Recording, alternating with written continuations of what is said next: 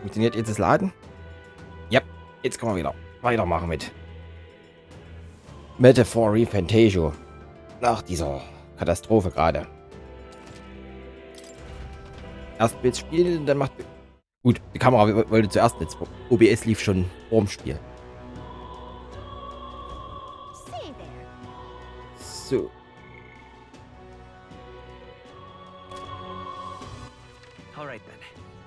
Jetzt hier, was machst du? Wir wollen hier hin. Da ist Hülkenberg. Aber jetzt Mikrofon essen.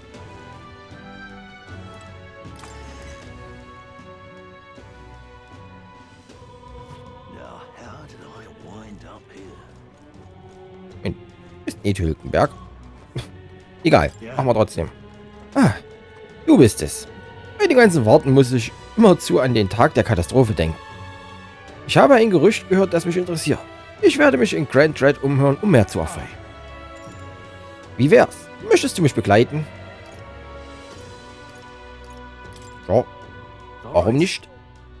Dann sollten wir aufbrechen. Angeblich sieht man in dieser Straße häufiger Herumtreiber. Es könnten die Leute sein, nach denen wir suchen.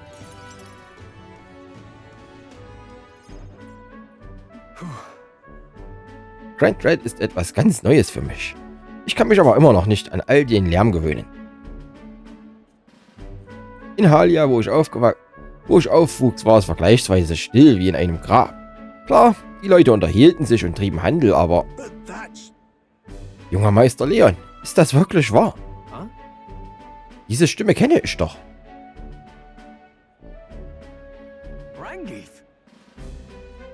Rangif?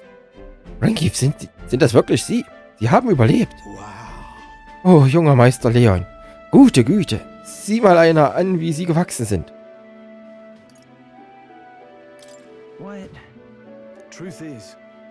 Er hat dem Haus Halietus gedient. Damals, als unser Haus noch stand. Ich hätte nie gedacht, ihn jemals wiederzusehen. Und erst recht nicht hier. Rangif, das ist... Er ist ein Freund, mit dem ich seit kurzem reise.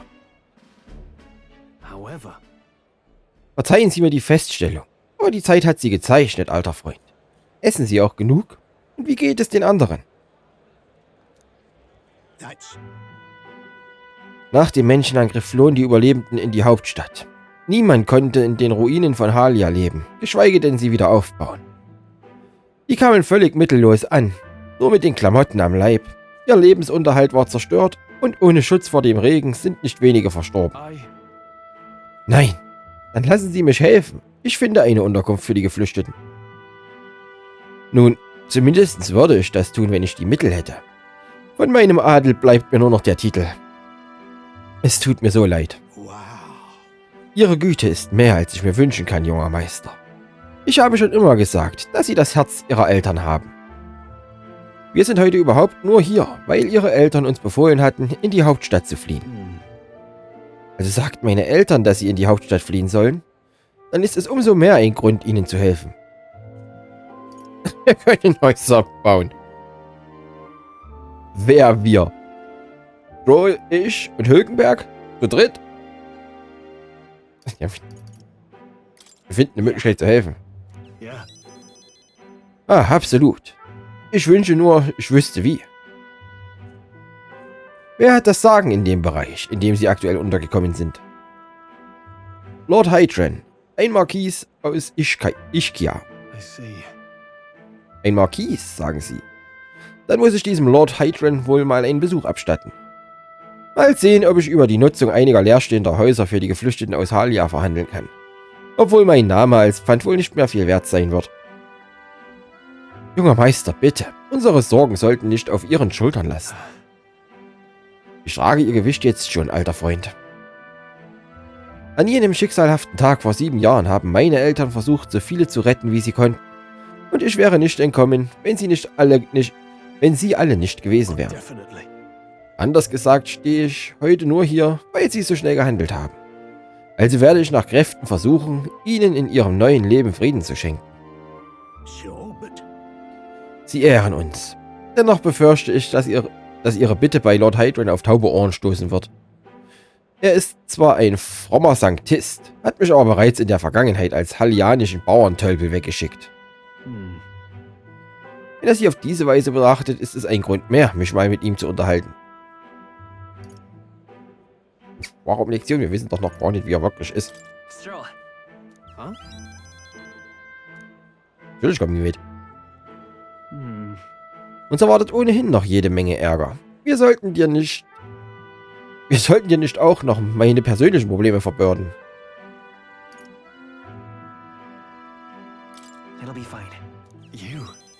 Nun gut. So oder so, es ist gut, dich an meiner Seite zu wissen. Ich danke dir in meinem Namen und in dem meines Hauses. Ich spüre, dass mir Stroll vertraut. Neue Stufe. Sehr schön. Rang 2. Unerschrockener Geist. Ah. Schick. Sie haben ebenfalls meinen Dank, Sir Mer. Der junge Meister ist zweifelsohne in fähigen Händen. Es reicht jetzt mit diesem jungen Meistergerede. Diese Formalitäten sind unnötig. Ich würde unverzüglich zu Lord Hydron gehen, aber der Tag endet bereits. Kehren wir fürs Erste zurück und besuchen wir ihn ein andermal.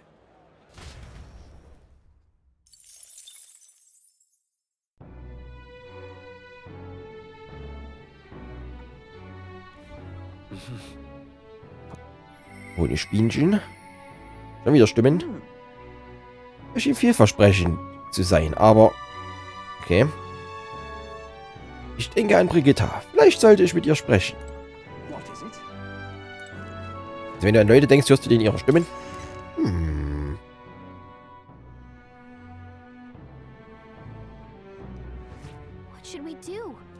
Was soll ich bloß tun? Ich kenne die. Sagst du das jedes Mal, wenn ich bei Nacht rausgehe?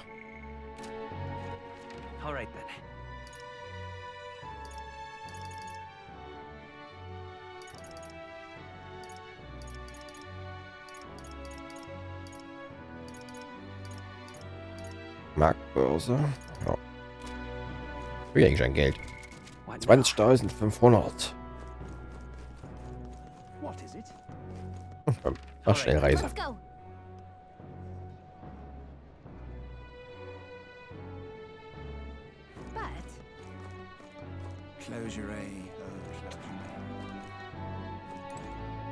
Dein Kumpel sieht nicht so gut aus.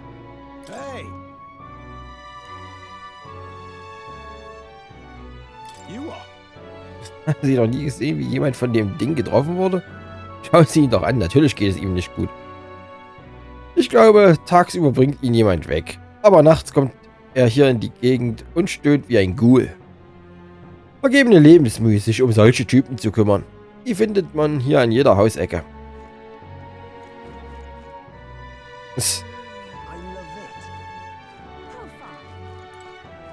Kann nur hoffen, was den keiner überrollt. Ah, Sie sind es. Sie scheinen unversehrt zu sein. Wie es scheint, haben Sie niemandem davon erzählt. Nun gut, dann arbeiten wir jetzt zusammen. Also, sollen wir über den Auftrag sprechen? Immer her damit. In Ordnung, kommen Sie rein.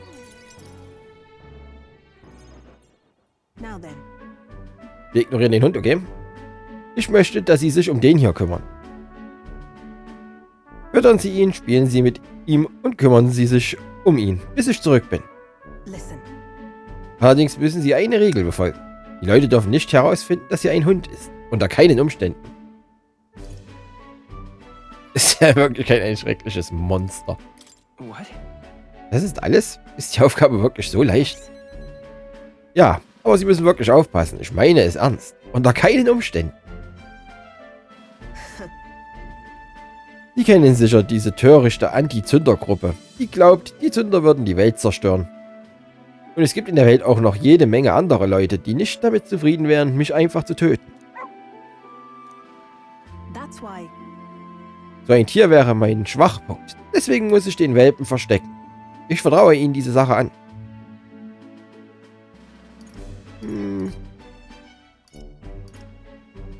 Warum verstecken? Sie hat ja gerade gesagt, das ist ein Schwachpunkt. Sie könnten ihn entführen. Scheinbar hängt sie an ihrem Hund.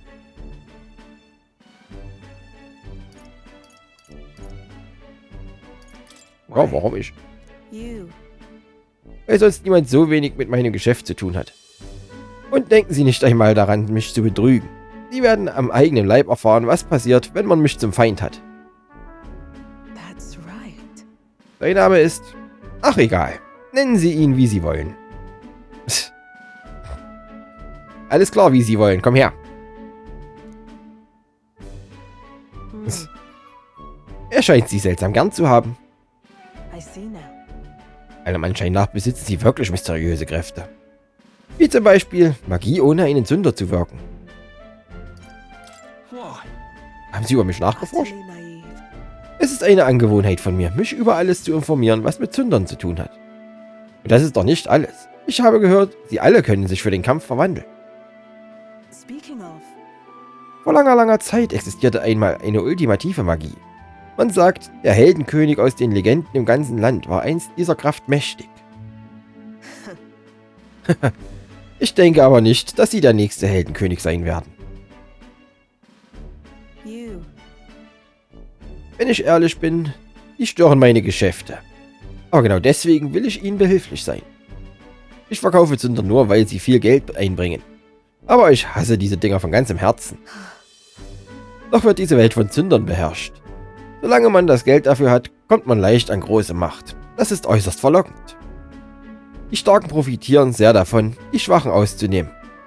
Dadurch werden sie noch stärker, während ihre Opfer immer schwächer werden. Als jemand, der Einfluss in diesem Machtgebilde hat, will ich Ihnen helfen.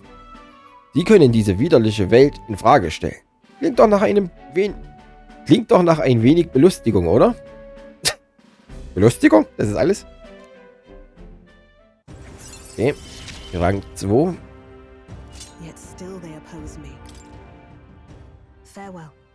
Sie sollten für heute Schluss machen. Ich gebe Ihnen Ihren Lohn. Oh, ich habe nichts gemacht. Sie haben Ihre Arbeit gut gemacht, indem Sie dafür gesorgt haben, dass der Hund Sie mag. Mir ist das nie gelungen. Und dafür noch 2.500? Schicker, gute Arbeit. Kommen Sie wieder. Wir erwarten Sie. Also, ich meinte, der Hund wird das tun. Und noch 700 Mark.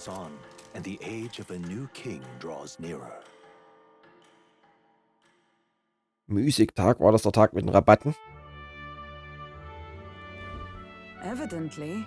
In der Radia-Wüste sind Leichen entdeckt worden. Anscheinend waren die Reisenden auf dem Weg in die königliche Hauptstadt.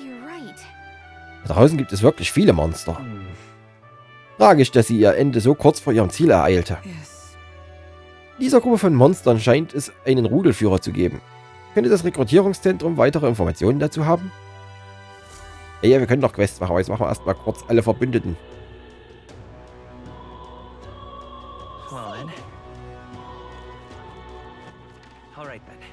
Genau, Rabatte. Noch mehr Rabatte. Wo ist Wilkenberg?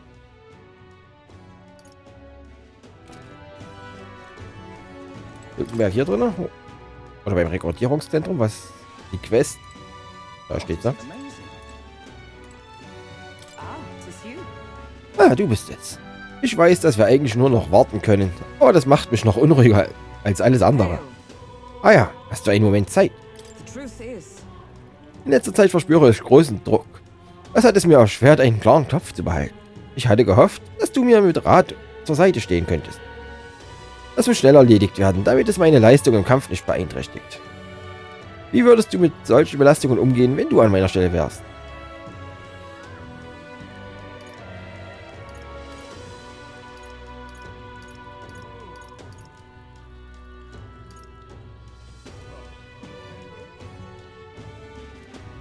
Ha.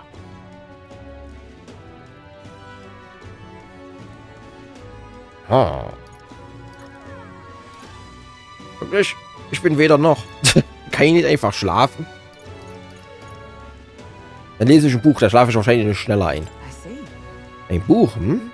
Der Geist wird klarer, wenn man sich voll und ganz in etwas vertieft. Ich selbst habe das Schwert immer dem Buch vorgezogen. Hast du Lust, eine Runde Schwertkampf mit mir zu trainieren? Los, geht's. In dem Fall brauchen wir ein paar Übungsschwerter. Auf zum Waffenladen. Die staucht uns doch zusammen. Eine gut ausbalancierte Waffe, nicht wahr? Die dient nur zu Übungszwecken, aber das merkt man dem Griff und Schwung nicht an. Wie nostalgisch. Als ich gerade frisch der Königsgarde beigetreten war, trainierte ich mit dieser Klinge. Kurz nach meinem Beitritt wurde ich dem Gefolge des Prinzen zugewiesen. Also musste ich unbedingt besser werden. Ich war damals noch jünger als du jetzt und konnte nicht viel. Jede Nacht schlich ich mich raus, traf meine Kameraden in der Dunkelheit und wir kämpften gegeneinander, bis unsere Hände voller Blasen und Schwielen waren. Manche Duelle habe ich gewonnen, manche habe ich verloren. Doch in unzähligen Kämpfen haben wir nie mitgezählt, wer besser war.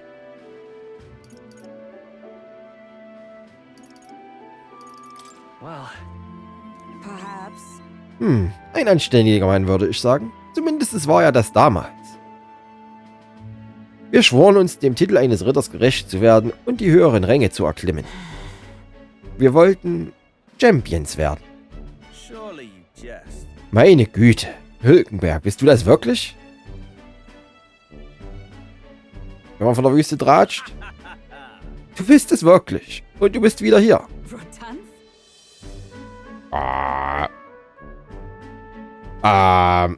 Vergiss es. Den Namen kann ich nicht aussprechen, Rodante.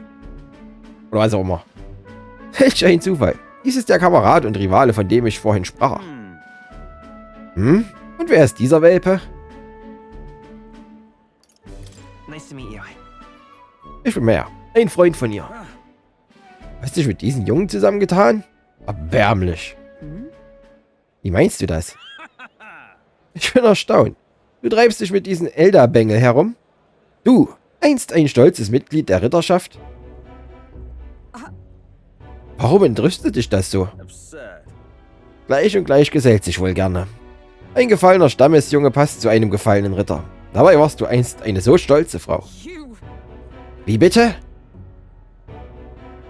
Komm mal wieder runter, Hülkenberg. Der Kommandant der Ritter hat durchaus das Recht, deine Fehltritte zu beurteilen. Kommandant? Du sprichst von dir? Während du als Landstreicherin unterwegs warst, habe ich für uns beide Ehre gesammelt. So ist das also. Und du? Du hast eindeutig aufgehört, nach Höherem zu streben. Was hat dich stattdessen beschäftigt? Ich habe eine Mission zu erfüllen, die wichtiger ist als Ruhm im Rittertum. Ah, natürlich. Als du den Prinzen nicht retten konntest, ging deine Würde als Mitglied der Königsgarde ruckzuck verloren, richtig? Du hattest wahrscheinlich keine andere Wahl, als dich an deine Suche nach diesem Schatten zu klammern. Wie kannst du es wagen? Wähle deine Worte mit Bedacht. Nein, da gibt es nichts mehr zu sagen. Du enttäuschst mich, Hülkenberg. Verzeih. Es tut mir leid, dass du das sehen musstest.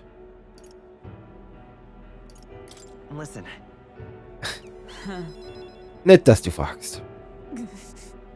Ich kann seinen Zorn nachvollziehen. Schließlich habe ich unser Versprechen gebrochen. Aber wir dürfen unsere Prioritäten nicht aus dem Blick verlieren. Lass uns im Namen seiner Hoheit weiterkämpfen. Dies ist mein neuer Weg. Rang 2. Oh, Wachdienst. Wahrscheinlichkeit, dass Hülkenberg den Protagonisten vor einem Angriff auf seine Schwachstelle verteidigt. Sehr schön. Entschuldigung, aber woher kennen Sie den Mann, der gerade gegangen ist? Er ist lediglich ein alter Freund. Was Sie nicht sagen. Nun denn, wir sehen uns. Lass uns ein anderes Mal trainieren. 100 Runden oder 1000 Schläge. Ich muss gnadenlos trainieren, wenn ich diese Ablenkung loswerden will. 100 Runden um was?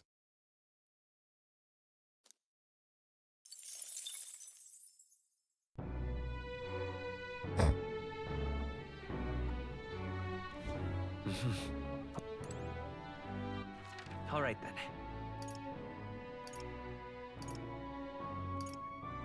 Ja.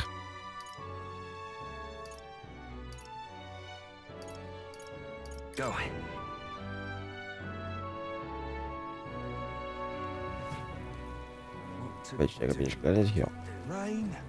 Kurze Läden abklappern. So, wir haben richtig mieses Wetter. Was habe ich da für eine Umtauschrate? 1:6.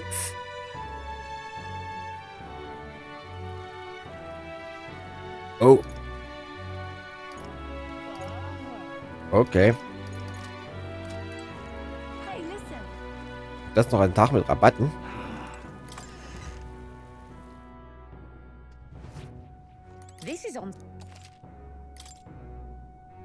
Oh. 20% Rabatt.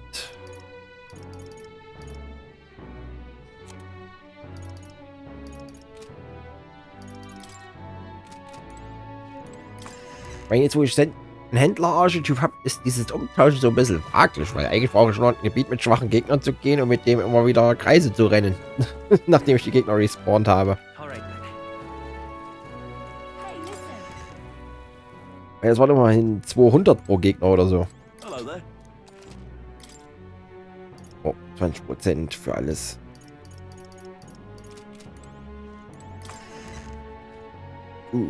Ja, gucken wir mal. Wie sehen meine Tugenden aus? Oder wo waren die wieder drunter?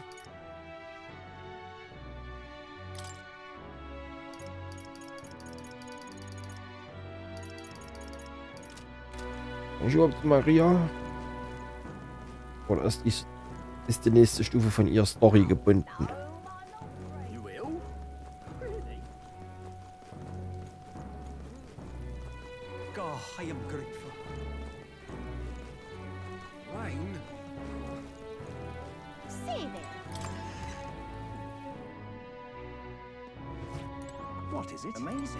Irgendwas Neues? Nö. Nicht wieder. Hm.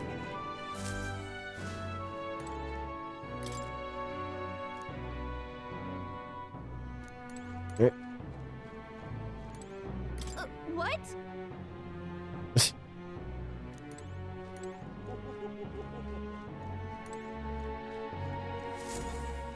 Na gut. Ich muss mal noch gucken, wo. Ist irgendwo unten? Memorandum.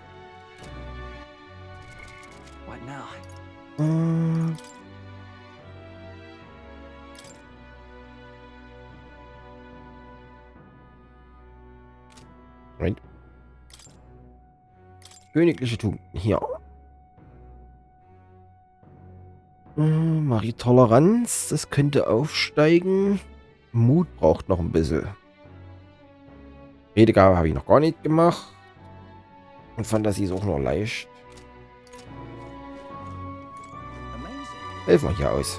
Für Toleranz.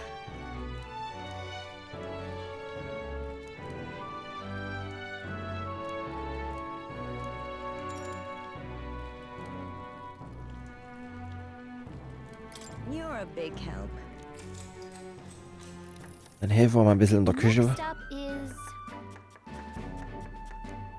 So, dasselbe.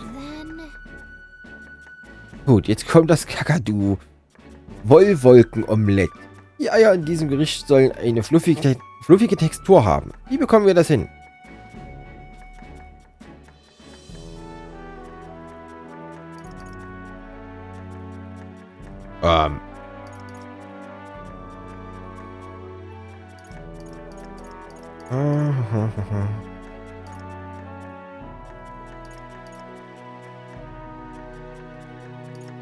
Niedrige Hitze?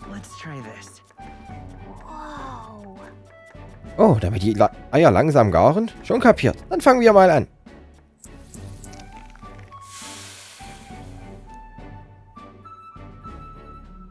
Dank der niedrigen Hitze hatten die Eier eine weiche und luftige Textur. Da werden wir das Gericht dem Gast. Jo, haben wir es richtig gemacht. Sehr schön. Ja, reicht noch nicht ganz.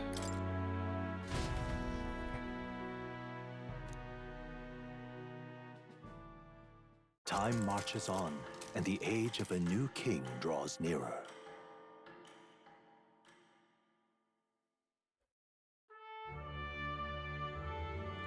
The announcement is soon.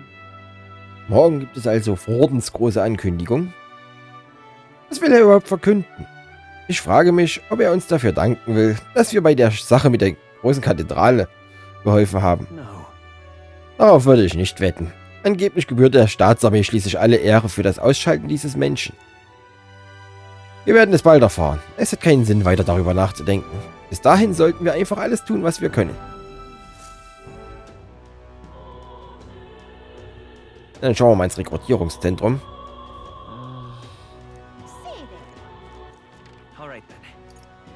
Ich denke mal... So, da ist wieder ein aufgetaucht. Wir schauen aber trotzdem ins Rekrutierungszentrum. Mal Quests anschauen.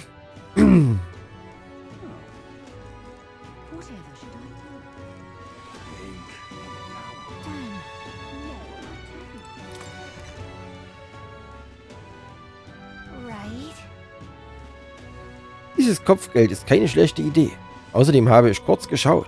Es scheint keiner von den Soldaten hier zu sein, die dich bei der Rekrutierung befragt haben. Wenn jemand Verdacht schöpft, können wir Hülkenberg vorschieben. Muss ich hier hin?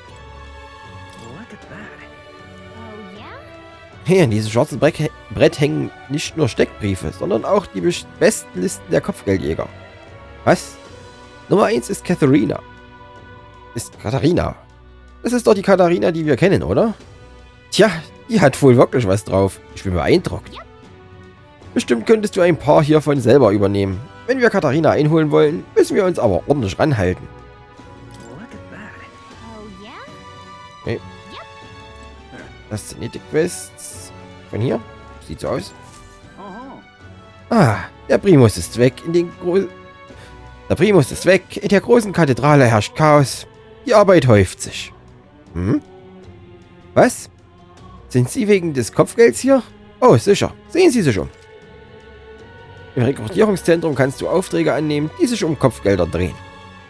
Diese Ziele sind sehr stark, dafür wirst du aber auch entsprechend bezahlt.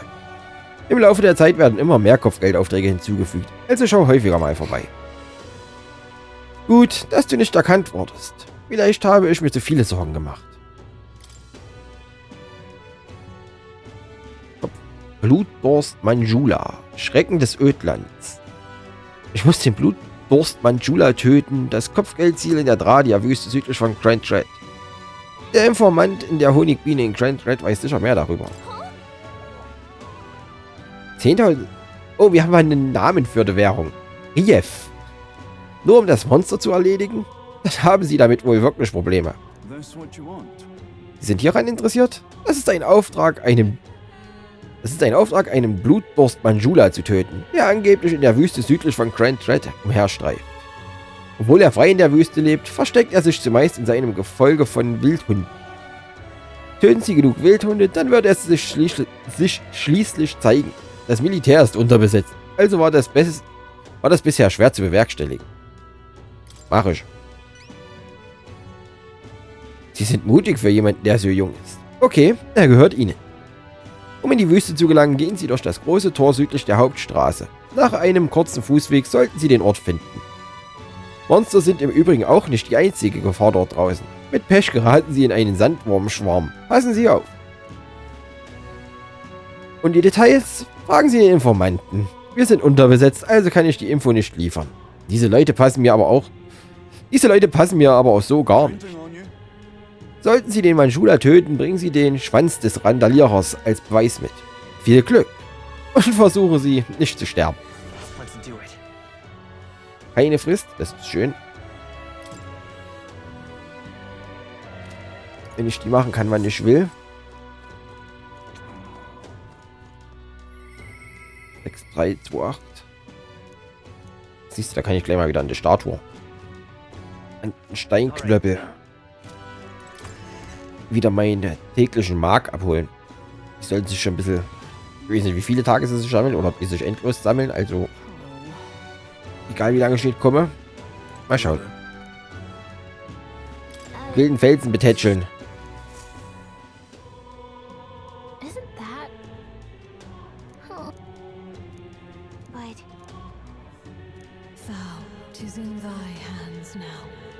Wie viel kriege ich? Oh, 2400. Shake. Und dann gehen wir mal zu Stroll.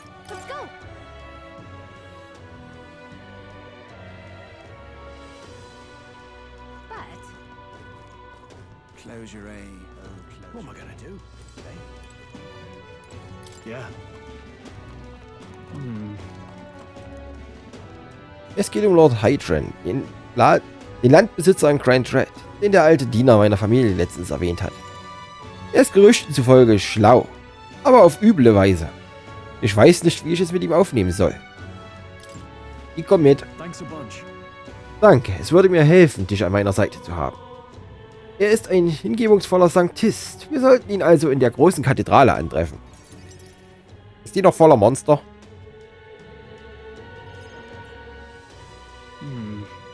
Ich hörte, dass er regelmäßig hierher kommt. Genau aufs Stichwort.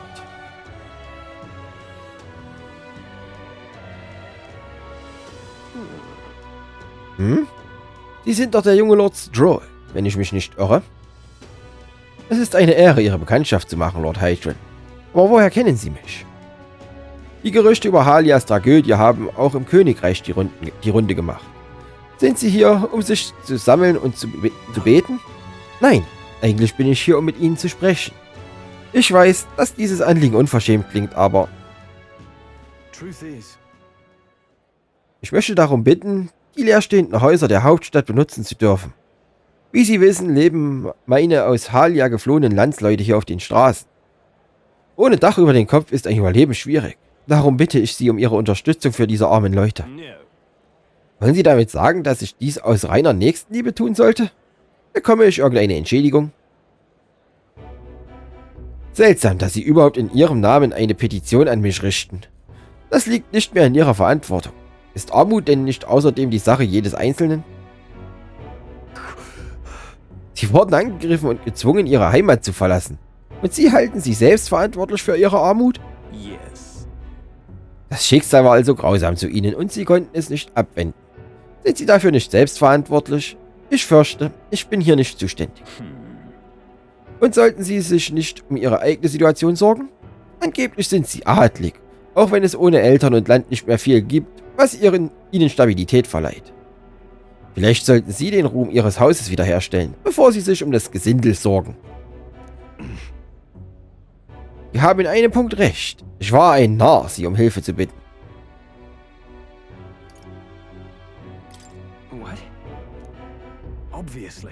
Keine Sorge, ich lasse mein Volk nicht im Stich. Übrigens, kenne ich Ihren Gefährten nicht von irgendwoher? Um ihn müssen Sie sich keine Sorgen machen.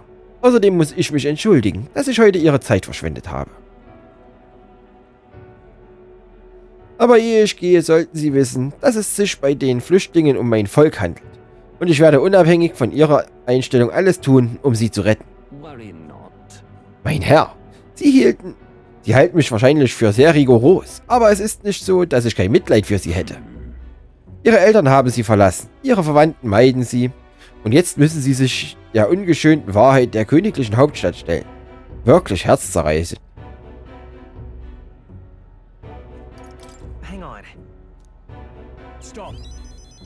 Lassen wir uns nicht von unseren Gefühlen überwältigen. Das ist noch nicht vorbei.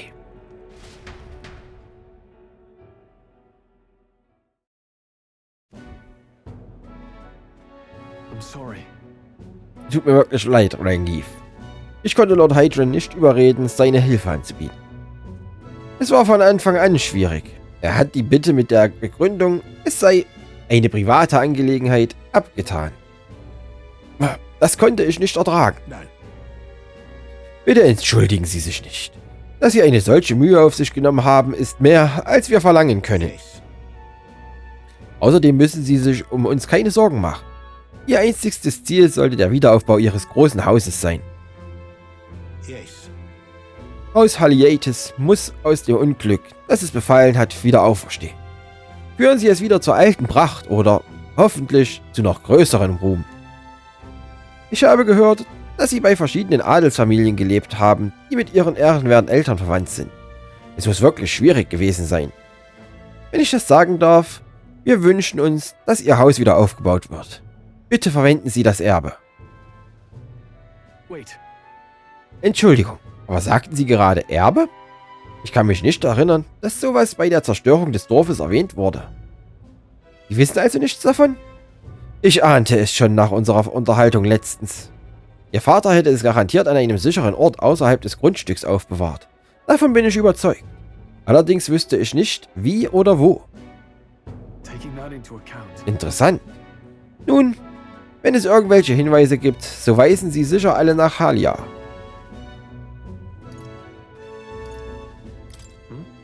Fallen dir irgendwelche Anhaltspunkte ein? Mag sein, obwohl ich bezweifle, dass irgendwas das Feuer überlebt hat. Ich werde jedenfalls alleine nach Hause zurückkehren. In Ordnung? Ich will dich nicht mit einer aussichtslosen Unternehmung belasten. Nein, machen wir zusammen. Aber ich bezweifle ernsthaft, dass wir in den Trümmern etwas finden werden. Man weiß nie. Aber danke, dass du heute da warst. Ich wäre wohl durchgedreht, wenn du nicht hier gewesen wärst und mich beruhigt hättest.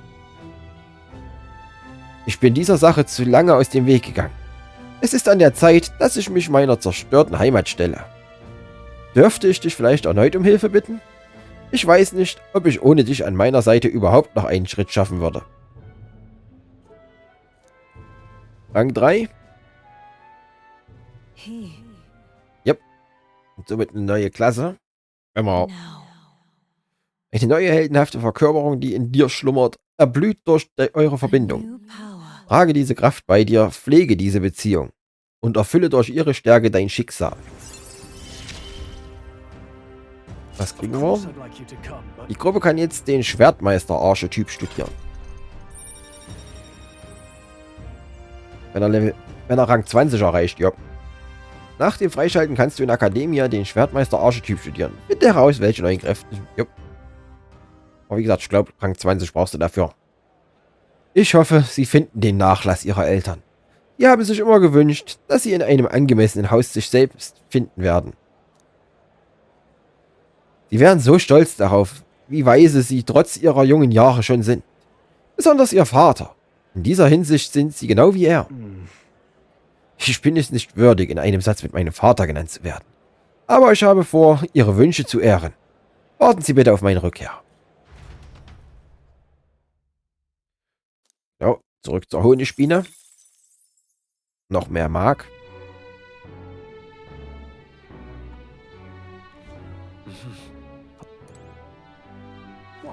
Du hast noch Infos für mich, nehme ich an. Jupp.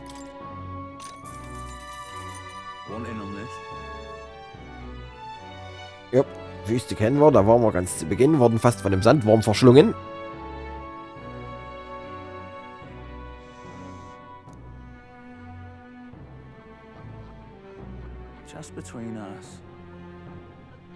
Walmuschschwärmen und riesigen monströsen Vögeln belästigt. Okay. Genau, den suchen wir ja. Feuer. Und Gift, okay.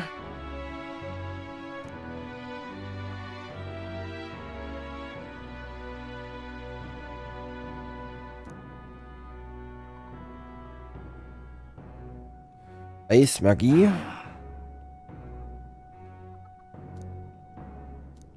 Okay. Amazing. All right then.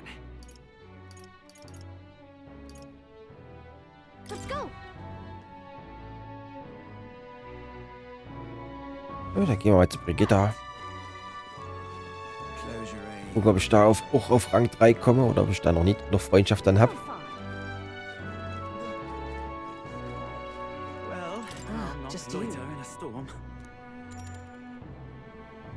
Natürlich, Hund aufpassen. Hier ist die Leine. Ihr Auftrag heute ist Gassi zu gehen. In letzter Zeit möchte er unbedingt raus und macht so einen Aufstand. Gehen Sie mit ihm in die Hauptstraße spazieren, damit er sich beruhigt. Sie dürfen nicht gesehen werden, wenn Sie hier ein- und ausgehen. Wenn Sie keine Fragen haben, legen Sie los. Ich bin Hundesitter. Ich habe den Hund in der Hauptstraße herumgeführt, ohne dass es jemand bemerkt hat.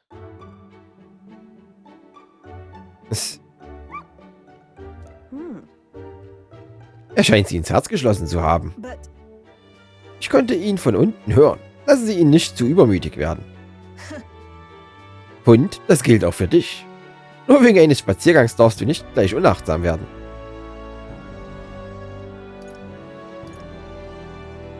Sind sie halt eifersüchtig.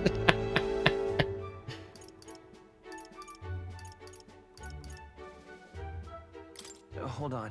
Intriguing. Wollen Sie etwa, dass ich einen dieser Zünder an Ihnen ausprobiere? Immer zu, mach. Worte sind Waffen. Denken Sie nach, ehe Sie den Mund öffnen. Niemals.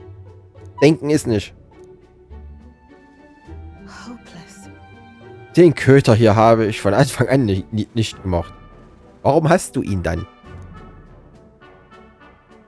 Er lag am Straßenrand bis zum Hals eingegraben. Er blutete am Kopf, vermutlich weil er von einem Stein getroffen wurde. Over. Er hätte einfach aufgeben und sterben können. Aber er sah mich an und winselte leise. Diesen Anblick habe ich gehasst. Sie haben sich gar nicht zu ihm hingezogen gefühlt? In those days. Ich war auch mal eine Streunerin. Meine früheste Erinnerung ist die an einen Kampf mit einem Hund und um einen schmuddeligen Fetzen Fleisch und wie ich gebissen wurde. Wo immer ich auch hinging, fand ich nur Hunger und Gewalt. Ich raubte und stahl, was ich nur in die Finger bekam. Ich kämpfte und überlebte. It's a living hell. Es war die Hölle. Really? Was rede ich überhaupt mit einem Kind darüber? Just a fantasy. Ich bin genau wie der Hund. Gebe mir eine Blöße, als wüsste ich es nicht besser. Egal, vergessen Sie, was ich gesagt habe. Sure. Yes. Gut, und wo wir gerade dabei sind, ein guter Rat. Listen. Diese Welt ist eine Hölle. Ein endlos tödlicher Sumpf. Wer so töricht ist, einer anderen Person bedingungslos zu vertrauen, wird in diesem Schlamm Don't versinken. ever forget that. Um zu überleben, müssen sie stark genug sein, um diesen Schlamm zu durchwaten. Das kann ihnen niemand abnehmen. Sie müssen es aus eigener Kraft schaffen. Und ich denke, sie können das. Therefore, Außerdem werde ich ihnen eine weitere Belohnung geben. Sie wissen sicher schon Bescheid, aber es gibt einen Mann in der Stadt, der Mark tauscht, das man durch das Jagen von Bestien und Ähnlichem erhält. Ich lege ein gutes Wort für Sie ein, damit Leute wie er flexibler mit Ihnen umgehen. Nicht nur hier in Grand Red, sondern im gesamten Königreich. Bessere Umtauschraten? no pain can stop me now. Jupp, einen zweiten Platz. Und verbesserte Umtauschraten. Sehr schön. Ganz ruhig, Pelze, Ganze. Bleib liegen. Bleib liegen, ich stehe nicht auf, ich ruck mich nur zurecht. Es ist unfair, dass ich die Einzige bin, die hier spricht. Sie sind es mir schuldig, mir auch ein paar ihrer Geheimnisse zu verraten. Rios hat versucht, Louise zu töten, richtig? Dann vermute ich, dass sie dasselbe Ziel haben. You there. Was sind ihre wahren Motive? Welches Ziel verfolgen sie?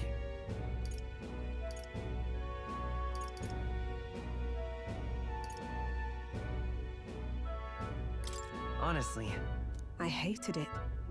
Hätte mir das jemand anderes gesagt, wäre derjenige jetzt tot. Aber ich werde mich vorerst zurückhalten. Ich werde nicht schlau aus Ihnen.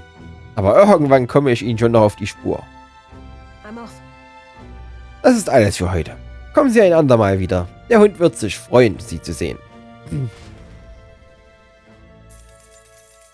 5000. Schick. It would seem that disaster was averted. Storyzeit.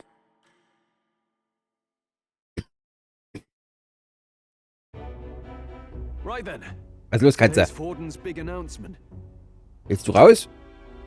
Na dann aber schnell, los.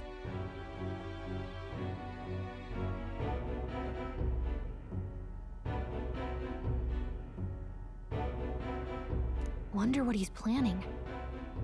I guess the church has to have some reaction to all that stuff the king said. Whatever it is, Luis won't be able to just ignore it. This might be a day that goes down in history.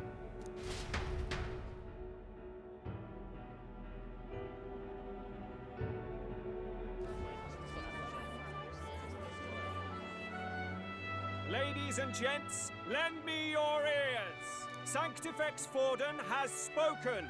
The giant face in the sky, the massive rocks appearing throughout the land, and the mysterious voice claiming to be the past king. The Sanctus Church has officially recognized these happenings as the will of His Royal Majesty. So it really is His Majesty? And so, as His Majesty has decreed, whoever has gained the greatest trust of the people by the day of decision shall be our new king. This is a historic moment, good citizens. It's revolutionary. It's unprecedented.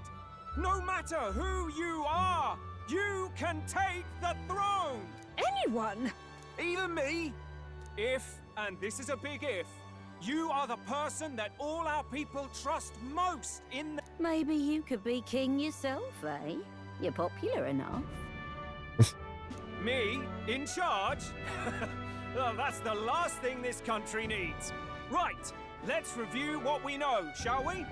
First, the new faces that have appeared on the rock. It shows us who's foremost in the running. We've worked out that much. The top 3 of the lot are also shown in the sky. Suppose that way you can see their inspiring faces anytime, anywhere. Hold on. How's us common folk supposed to stand a chance against all these upper crusters? Say you do become popular. With your face clear for all to see, surely that'd make you a prime target for assassination. Ja, wir haben schon gesehen, was das nichts bringt. Not quite, friend. Not quite. A valid concern, but one His Majesty prepared for. Popular aspirants, at least those who make it onto the rock, are protected by royal magic. Assassinations off the table. Magic chains will spring to life and bind anyone who tries. I saw it happen with my own eyes to Count Luis's sorry assailant. So, literally anyone could be king? Even a pauper? Or a slave? Or a criminal? But hold on, you mean to say we might not be ruled by Clamar? What does that mean for us? Right, I've said my piece. You know all I know. Now go forth, ladies and gents, and spread the word. Whether you're from our fair capital or the middle of nowhere, the crown's within your grasp. Anyone in the land could be our next king.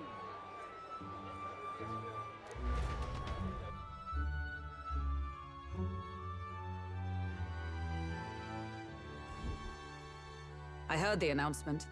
The Church has chosen to recognize this face's words as crown sent, and shall abide by them. They conceded that one quickly. Though I suppose it's a hard thing to deny, what with the royal palace hanging up there in the clouds. Had they rushed a coronation for His Eminence Forden, it would have dashed any hope of reinstating His Highness. A small comfort. I can tell from your face there's some bad news too.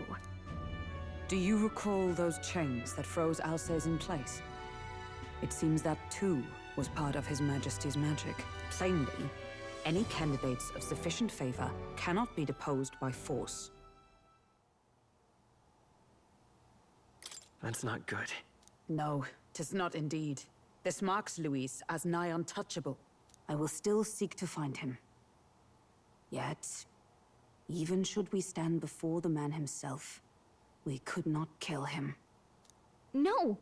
If we can't kill him, then how do we break the curse? What the hell was the king thinking? Grius was trying to save his son. He died for it. Even so, without this magic, no aspirant would be safe from assassination, leaving Luis to dominate through sheer martial strength. We appear to be at an impasse. Rein. Everyone, have you seen Maria? Did something happen? Oops. I checked her room and she isn't there. She wouldn't just leave without telling anyone. I couldn't deal with losing both of them. It's all right. Just try to stay calm.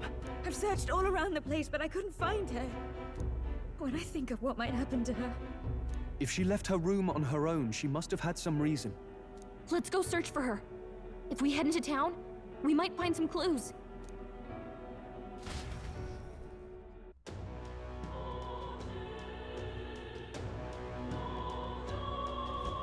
swear. You're kidding. Wo könnte Maria hingegangen sein? Oh nein. All right then.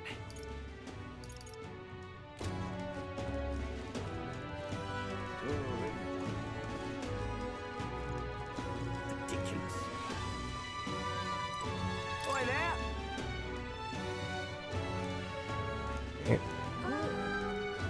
Ridiculous. I'm just incredulous. This is all right. Wie sehen meine Umtauschraten jetzt aus bei gutem Wetter? Apropos, der Zünderladen hat mir offiziell mitgeteilt, dass ich ihnen eine bessere Rate für das Mark anbieten soll, als sie mir verkaufen. Akkumulatoren, der Tausch. Dieser Kopf bekommt nichts ordentlich hin. Naja, ist auch egal. Nutzen Sie, was geht. 1:2,4. Also kriege ich 20% bessere Rate. Gott, das wäre ja bei der 6er Rate wäre das 7:2 gewesen. Meine Fresse.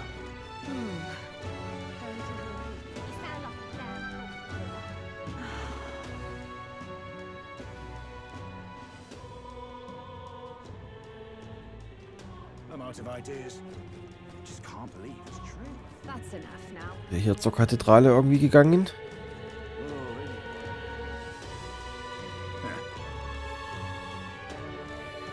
This is all right. How did I wind up here? This place. Now, how did I wind up here? Well then, if you say that, what's going on? What should I do? So foolish to Nach Kindern suchen. Furchtbar. So foolish it arouses great. What entire actions I can't believe it. Oh, me?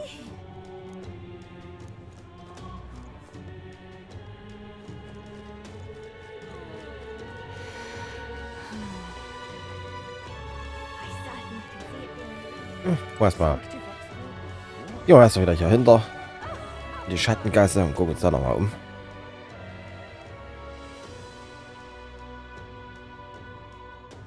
I don't care who gets it. Unless it's not Gucken. for them. Okay.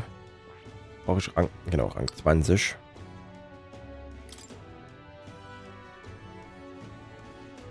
Oh. Als Standard. Shit. Aufreibender Hieb. Okay. Okay.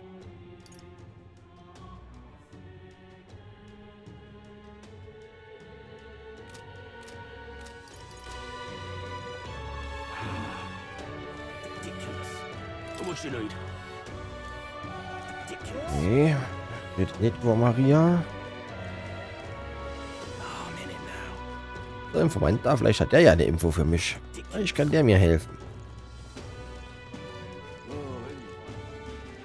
Whatever. Wirklich? In welche Richtung ist sie gegangen? Die Treppen nördlich der Schattengasse. Da beim Krämerladen. Sah aber nicht danach aus, als würde sie etwas kaufen. Der Krämerladen. Wenn wir dorthin gehen, finden wir vielleicht noch jemanden, der sie gesehen hat.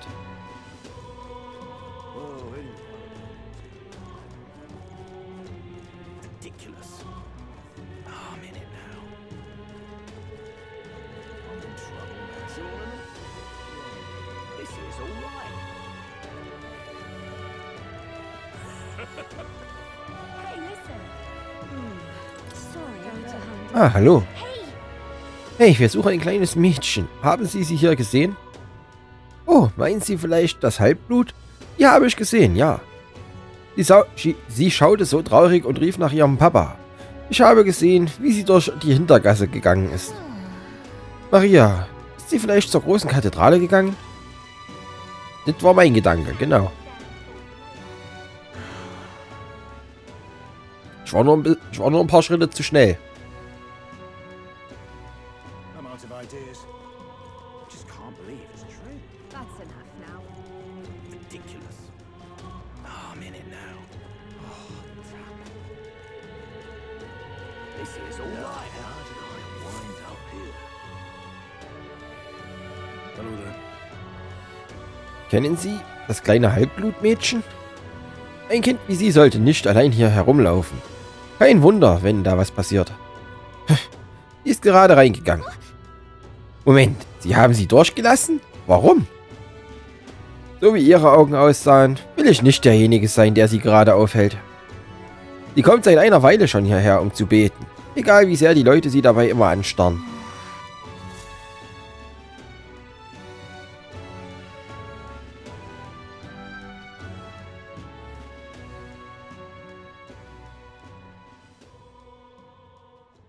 Huh? Why? Was? Achso.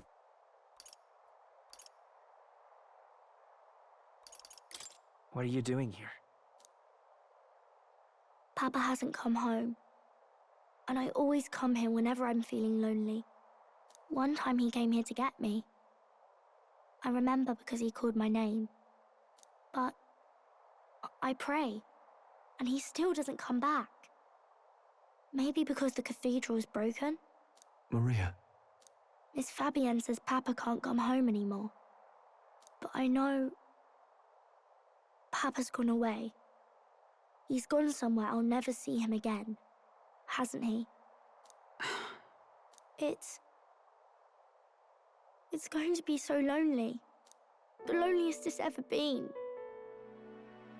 But I have to be strong, don't I? But if it gets any lonelier, I don't know if I can do it. I'm sorry. I promised we'd all come back together. Why does everyone always leave? Mum was sick. The king and prince are gone. And now Papa? Why does everyone always leave? Is it my fault? I really did my best to be a good girl, but...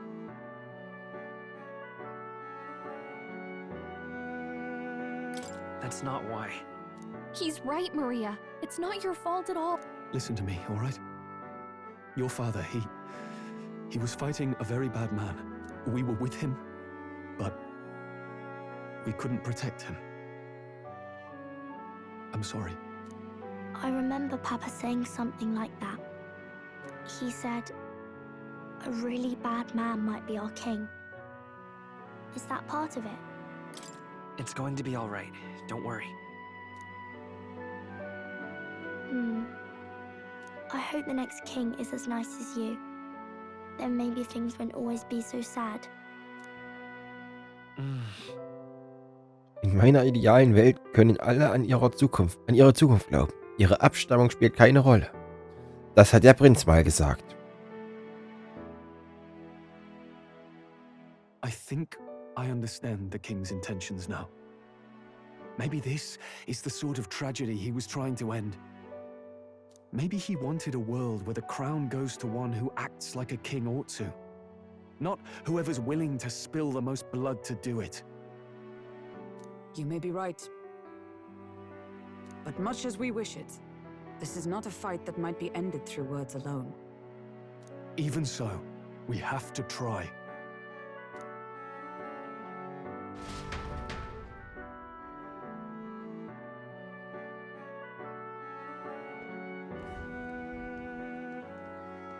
Maria, you're safe.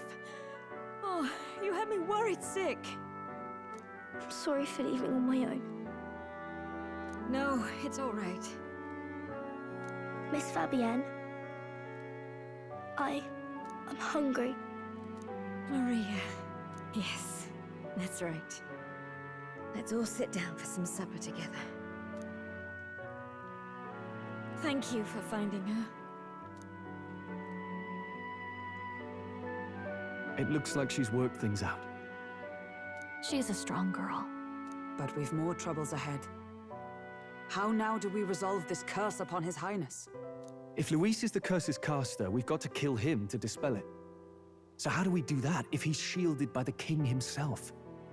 I wish I could report back, but the prince is still asleep, and we're losing time.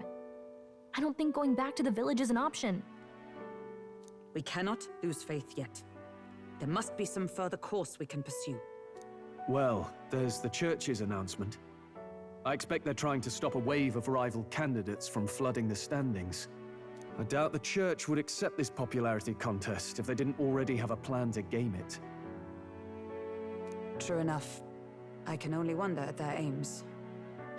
For today, we should content ourselves with rest and...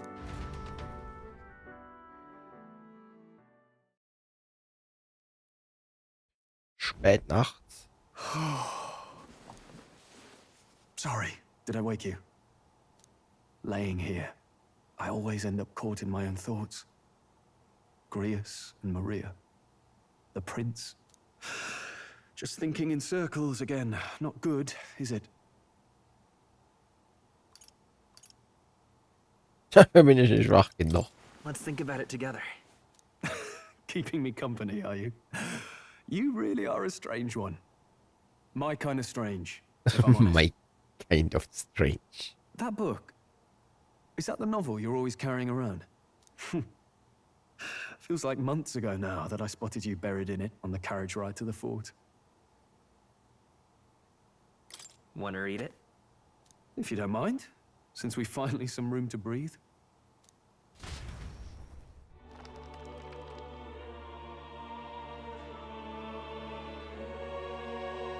Oh, interesting. It's written through the lens of a fictional land. This bit's about the Utopia's security. In this world, there is no blood-stained contest for sovereignty. The people choose their sovereign from among themselves. One cannot put a sovereign to the sword to seize power. Such an act would be met with scorn and judged as murder. Taking power or wealth by force is seen as the most shameful of transgressions. Couldn't be further from reality, could it? We've a Kingslayer on the brink of seizing the throne right now. Oh, weil er genug Einfluss hat. And this idea of competing for public support. Here it sounds so commonplace, but the idea's thrown us all into chaos. Interesting. Perhaps I'm overthinking, but it sounds almost like the aim of the king's magic. You suppose there's some common inspiration? Still, I don't imagine this would turn out well in the real world. In public opinion, tribal perspective always divides us. Besides, does a decision made by the people guarantee it's right? Tribal squabbles aren't always political. Take us Clamars, for example. It can be hard for us to see outside the bubble of our own worldview. We're the majority, and the tribe of the royal bloodline besides. That privilege can make us insensitive. A problem with no easy solution, I fear. Lofty words. I can hardly come to terms with my own ideals. Still, the discussions helped clear my head a little. Thank you. I've been so fixated on killing Luis, but maybe we could look into whether that's really the only way to lift the curse. Sleep should come easier now. Think I'll give it another chance. Wait, how long have you been asleep? Natürlich. Schlaf ist wichtig. Einfach so, ja. Time marches on, and the age of a new king draws nearer. Was passiert jetzt? Und wie viele Tage haben wir dann?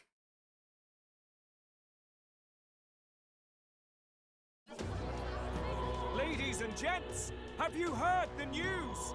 The curtain's about to rise on the show of a lifetime. To choose our new ruler, we're going to give all of you a chance to take center stage in a show of power for the whole kingdom.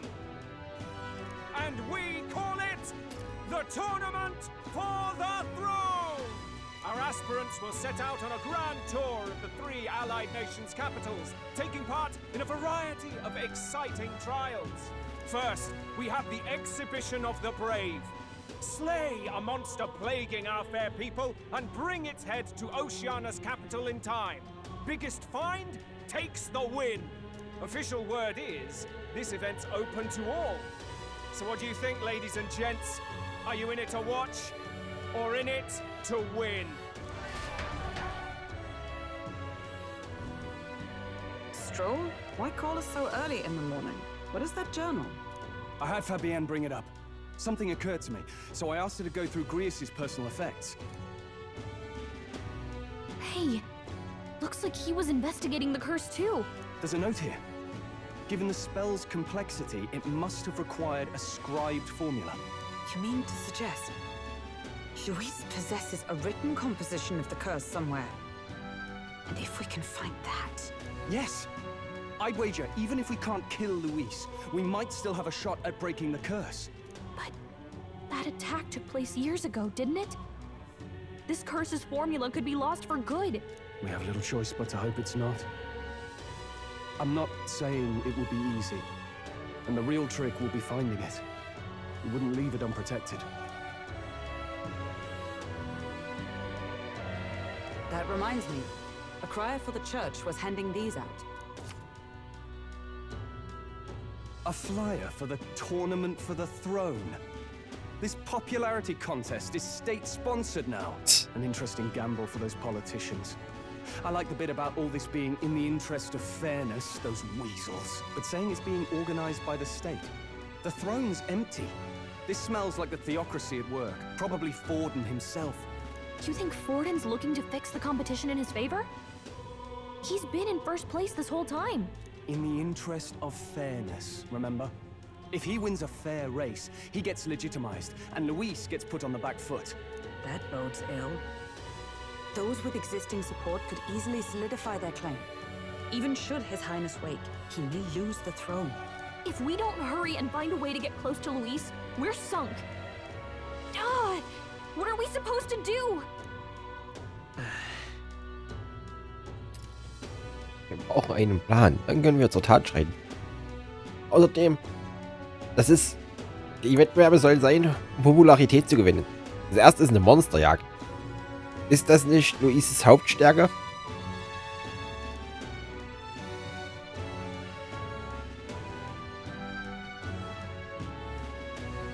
Als Elder bin ich in dieser Stadt ein Aussätziger. Das könnte uns hier von Vorteil sein.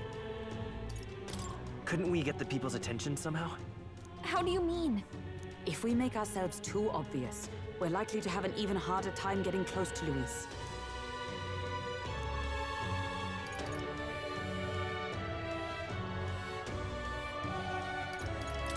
Let's enter this tournament for the throne.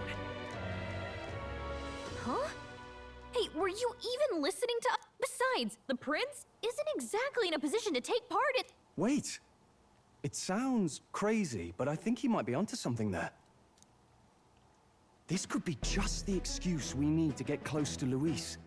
He doesn't care about your tribe so long as you prove capable, yes? That's what Zorba was saying. Which means, even though the world looks down on you as an elder, having the power to kill humans puts you in his good graces. You're going to make him a candidate for the throne? If all we need to do is get Luis's attention, then that's sure to get the job done. If we're lucky, he might even try to recruit us. I see. An undercover operation, is it? Quite a gambit. But it may well be our best chance at finding this formula. Just hold on a second. Getting Luis's attention is all well and good. But remember who's actually risking their life here. Eine Infiltration wäre sehr gefährlich. Wenn ich auffliege, bin ich so gut wie tot. Passiert in dem Durchgang eh noch oft genug. Do you want to enter the running? Das ist mein Schicksal. Ein simples Ja. Of course I do. No hesitation at all. Keine großen Dramaturgien hier. Die Worte des Prinzen, als wir jünger waren, erschienen vor meinem inneren Auge. In my ideal world, people can believe in their future. Their birth doesn't matter. No matter who someone is, they deserve a fair country. If it's to help achieve that, I will stand for the prince as a candidate for the throne. Sheesh. So much for being a guide. Now you're the one leading me around. Your resolve has marked you a fine fit for the role. I have trusted you with my life before. and would gladly do so again.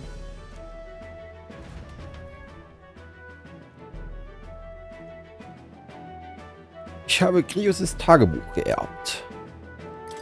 Jo, einmal Tagebuch.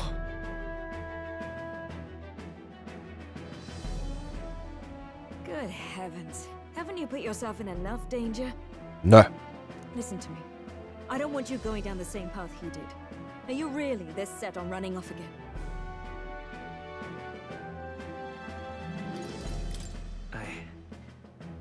I have to carry on his legacy. I see. Well, I'm sure he'd be glad to hear it. I'll be cheering for you in this mess of a competition. Truth be told, I wish I could do more than feed and shelter you. What's the competition? It's a big, grand race to see who will be the next king. The whole country will be watching. So you're going to try and become king? Wow! Then I'll cheer for you as loud as I can. You have your first advocate, it seems. Suppose you'll have to actually try for the throne now, eh? Your Majesty. That was the plan from the start. That's the spirit. Well, if we want Luis to notice you, we'll have to make quite a stir among the people. Maybe reaching for the throne will do it. Does that mean you're not coming back? No, we'll be back. Although we might be a while. I don't like when it gets lonely. Maria. But I'll be cheering for you. I hope you win the race. You'd be a good king. We'll see each other again. You better not forget. Now, we'd best get registration out of the way, but we'll need some legs for the journey. It's mostly lawless wastes between cities. Judging by this specified deadline, we're unlikely to reach the Principality of Oceana's capital in time on foot. I bet all these fancy nobles have their own gauntlet runners to ride in. A carriage might save our chances, if we could find one. Perhaps we split up for now. I'll leave you two to the registration. They should be taking entrance at the recruitment center.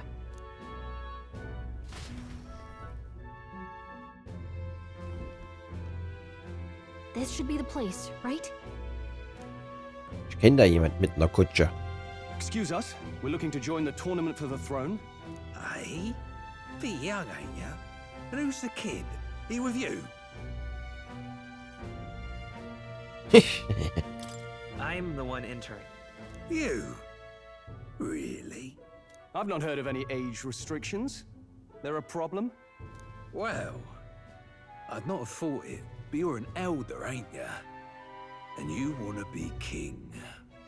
Well, the novelty of it might win you some looks. Could you just do your job, please? Can he register or not? Ah, an elder. Now that I think of it, weren't you in that pack of recruits that went off to the northern fort? Thought I heard they were all wiped out. What? We got a deserter? No, they said he'd just dragged the company down, so they left him at the capital. He, got on the captain's bad side. Could swear I've seen you before, too. Well, hardly matters without captain to verify it with. Go on, then. You can represent the lesser tribes so nobody complains. Whew. That was a close one. And, obviously, you're gonna need a carriage. Otherwise, the whole thing's off for you. You're obligated to attend the opening ceremony tomorrow. It'll be at the plaza at the Grand Cathedral. Don't be late. We'll have to hope Hulkenberg can find us a carriage. As for us, I expect we should see about finding a monster to slay. If it's not impressive enough, Luis won't look twice at you. Some postings over there. They should be offering bounties on monsters the guard can't handle. Let's take a look.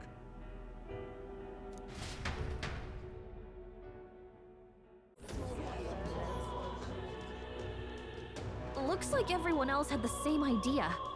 One of these bounties is bound to make me stand out. But which? Bigger is probably better. Hang on. There's nothing but small-time contracts here. Are you not here for this tournament, then? It's slow, I'm afraid.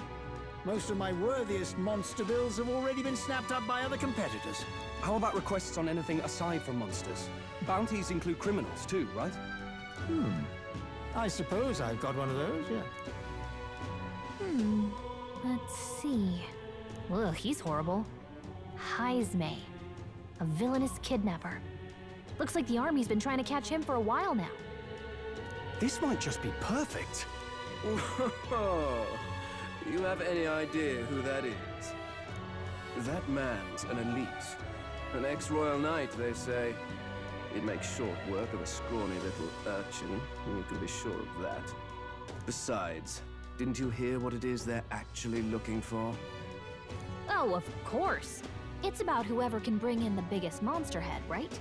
If you imbeciles can't even get that straight, you've no chance at winning.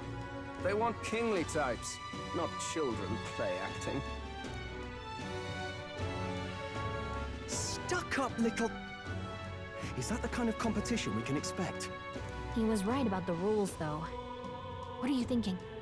Don't worry, I know what I'm doing. We're supposed to get a monster's head. So why are you going for a criminal? Any idea what he's up to?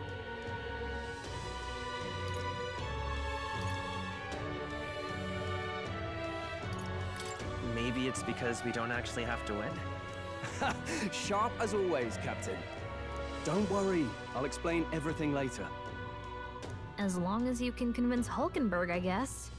Im Endeffekt entscheidet das Volk, wer gewinnt. Das ist doch Rille, dass es ein riesiger Monsterkopf ist, oder was?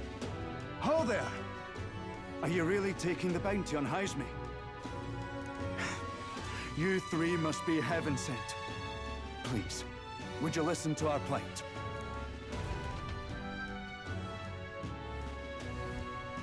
Your pardon, gentlemen. I'm Barton, a guard captain for Matira, a town to the south. The bounty on Heisme is up at my behest. A guard captain? This fellow's made some powerful enemies. We can't afford lenience.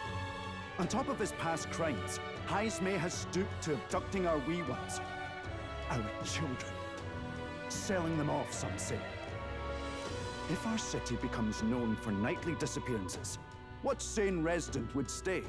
Community and trade will dwindle and die. But he's just a lone kidnapper, right? Even if he's some infamous criminal, why can't the guard handle it? That's the trouble. He makes his hideout somewhere too dangerous for our soldiers to tread. Deep in the territory of vicious giant worms. We've no idea how he manages to operate out there without getting devoured himself. I see. Tricky problem indeed. I'd no choice but to swallow my pride and post a bounty. Yet no matter how many times I renew the bill, none have taken it. A pitiful sight, isn't it? A soldier who can't protect his home, whether by strength or by surrender. Laugh if you must. We just want to help you. You only cast away your honor in the name of protection. Nothing pitiful in that. Swallow your pride no more, man. We'll take your contract. Thanks to you. That you'd accept such a perilous request, even with this tournament looming over everything. Closure. Thank you all, and thank God for bringing you to me. In that case, we shall meet in Matira, the old castle town. Please, make haste. Well, no backing out of this now. You sure this is what we want? Way I see it, if we want to make a big impact this late, it's going to take some creativity. Besides, this is apparently a knight-turned-kidnapper. The man can't be allowed to go on. What would His Royal Highness do in our place? I guess that's fair. I'll convince Hulkenberg. Somehow. You go on and accept the contract.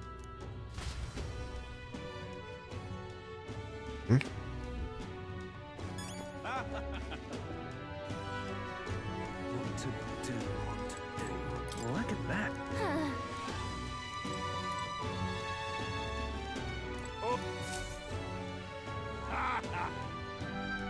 Unglaublich. Ein Neuling ohne nennenswerte Geschichte oder Erfahrung als König? Bei dem Gedanken wird mir übel. Der ideale Anführer dieses Landes ist ein würdiger Mann in hohem Alter mit langjähriger Erfahrung. Und doch wagen aufstrebende Jugendliche wie Sie und Louise es...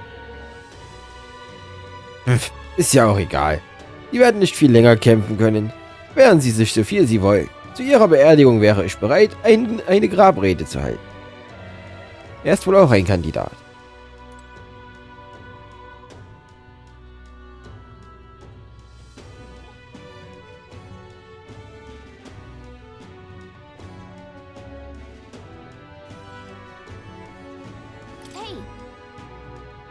Hey, wäre es in Ordnung, den Kopfgeldvertrag für Hazemay anzunehmen? Hazemay? Sind Sie dafür denn wirklich gut genug? Ich kann keine Verantwortung übernehmen, falls Sie da draußen getötet werden. Sie sind schon ein seltsamer Vogel. Oder vielleicht auch nur unerfahren. Machen Sie sich auf nach Martira. Wahrscheinlich bekommen Sie dort mehr Informationen. Ich muss Hazemay finden und fangen. Ein Verbrecher, der für eine Reihe von Entführungen in Martira verantwortlich ist.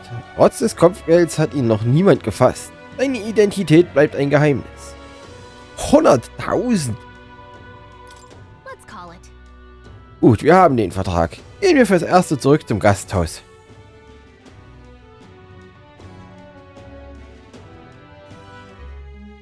No registration issues, I trust? No, indeed. And we found ourselves a perfect target. Fine work. Stroll? See? She's convinced. Nothing to worry about.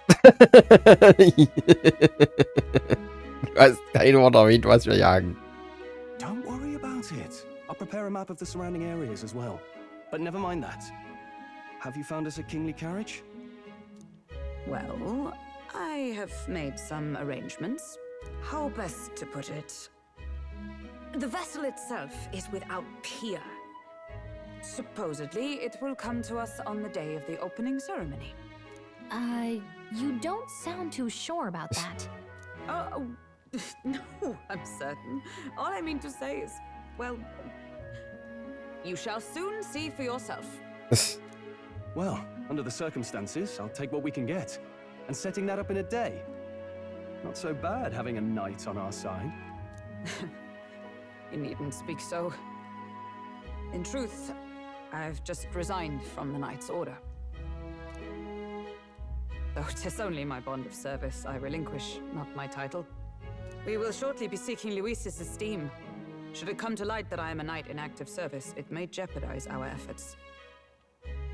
Still, you didn't hesitate to leave. I can tell you're serious about this. It was not an abrupt Was parting. ist los, Katze? I've come to doubt the order since returning to find them serving the Santifex and not the royals. Nein, nicht das Mikrofon verschieben. Those who refused the church's rule were cast out for their defiance. I only hope those fallen knights found useful employ elsewhere. Sounds like you've been through a lot too. Well, in any case, we can focus on our bounty contract now. Let's make sure we get some proper rest tonight.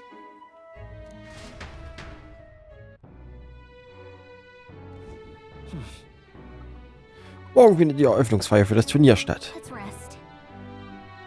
Bleiben wir heute einfach daheim und ruhen uns aus.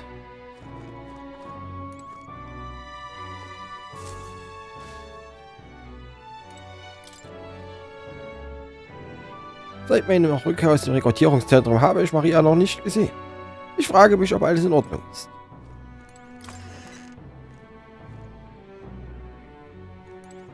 Nächtigen. Wir können nichts erledigen.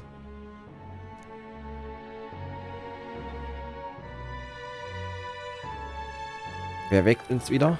Can I come in? Ach, Maria.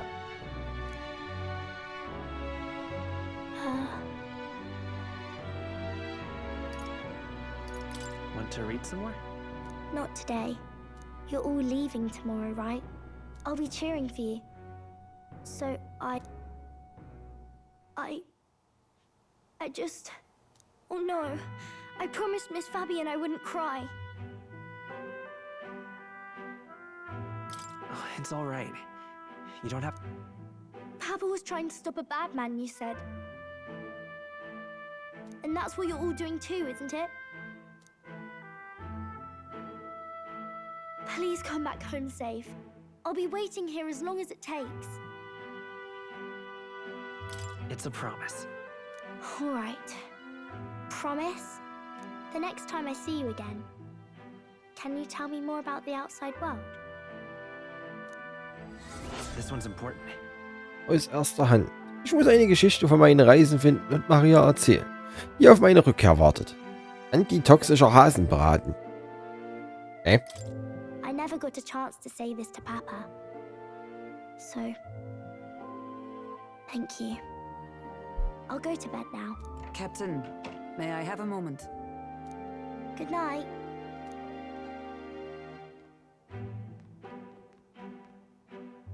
I was hoping for a chance to speak before we set out. Since our meeting, I've done nothing but impose on you. Now you risk your very life for this cause. 'Tis no easy burden. It pains me to see. When I think of how this may yet save His Highness, I lose sight of all else. Such disregard ill becomes me. You truly are devoted to him, aren't you? I suppose I am at that. A guiding oath of 12 years is not easily cast aside. But that book... We met once before, on a carriage bound for the capital. Do you recall?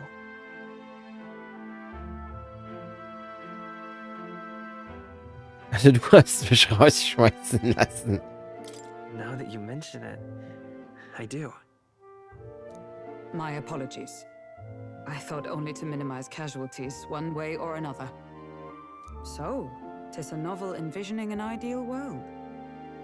Curious to see a utopian novel these days. I'd thought them long since banned. You needn't worry. I've no intention of taking it from you. I've sometimes wondered why such books were forbidden. Rumors say the Sanctists objected to their contents. Yet I wonder, how could a simple book have possibly stunned them so? Do you mind if I read a passage or two?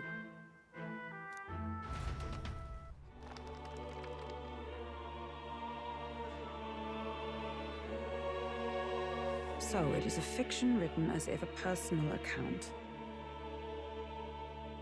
This chapter seems to concern the system by which the nation's leader is decided. In this country, one cannot become even a statesman, much less sovereign, without the consent of the people. Those who aspire to statecraft must first solemnly swear before the people what they will do in service of their country. Should they earn title but break their word, they are denounced and stripped of power. Such is the authority of the people. Ja. Wenn es nur so einfach wäre. In this way, it is the people who are the land's true king. Quite the opposite of our own country. Now I see why our upper echelons would abolish such texts. Had our lands embraced such accountability, perhaps His Royal Highness would not have suffered such a fate. No. As a knight, 'tis not my place to say. I must clear my head of these fantasies. In the end, clinging to a dream will do me no good. Oh, I suppose 'tis not so bad to dream now and then. It takes power to walk the path of our dearest hopes. Perhaps my dearest dream 'tis to save His Highness, even at the cost of my life. Nothing more.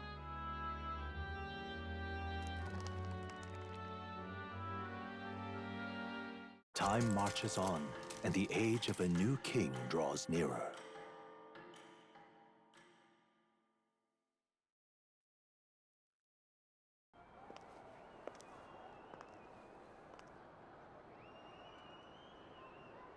Juna! Lady Juna!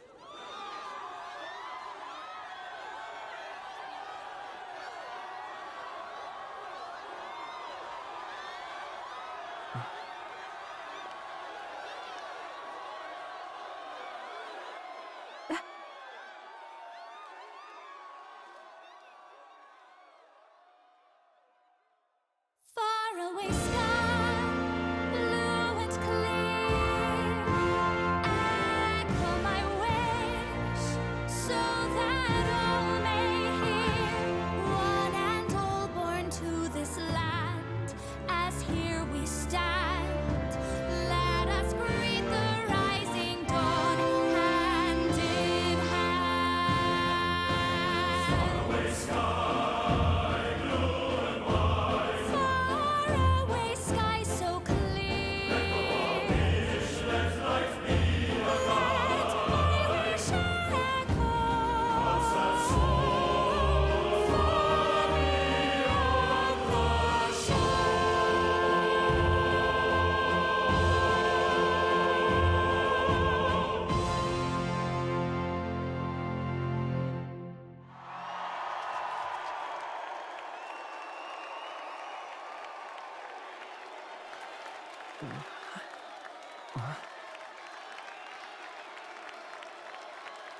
the Glubschi.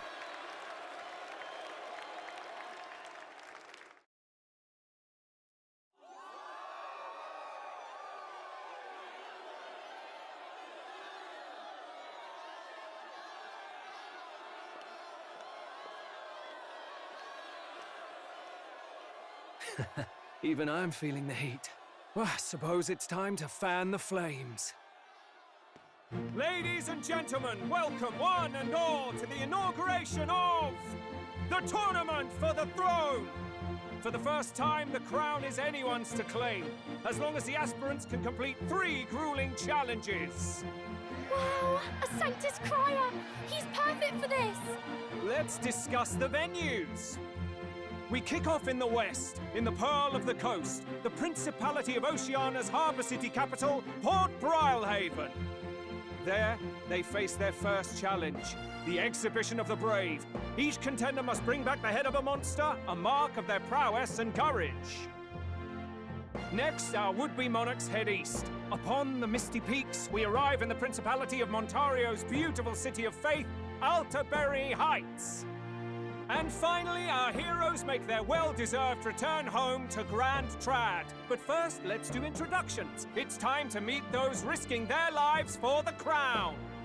Closest to the throne, I know him, you know him. It's Sanctism's one and only 78th Sanctifex, His Eminence, Forden! Victory to Sanctifex Forden!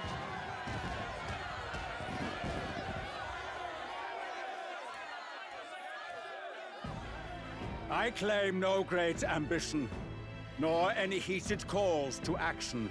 All I wish is to restore order for our people and to safeguard our land from the threats beyond. This chaos we face is but one of God's many trials. Let us restore our kingdom's glory together!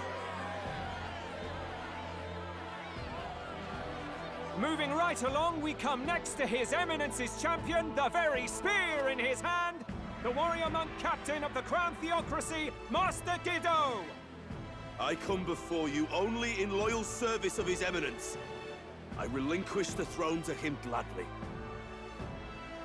But those who would seize the crown by force, I will teach you to fear God and to fear me! So much for this being a fair competition. How many horses do the Sanctists have in this race? Still, it's not over by far.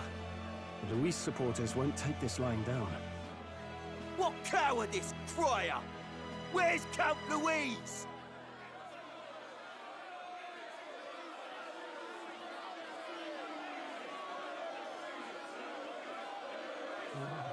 Right, all right, settle down. At this time, I can report that Count Luis has not applied to enter the tournament.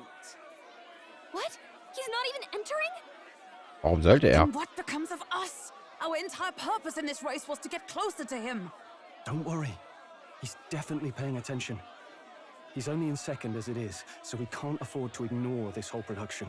Sit tight. I'm sure he'll make a move soon. All right, all right. For those Count Luis supporters, you might want to meet our next entrant. A rising socialite, a man of ambition, godless and fearless, the brash young warrior serving Count Luis, Gladel, the Black Hound.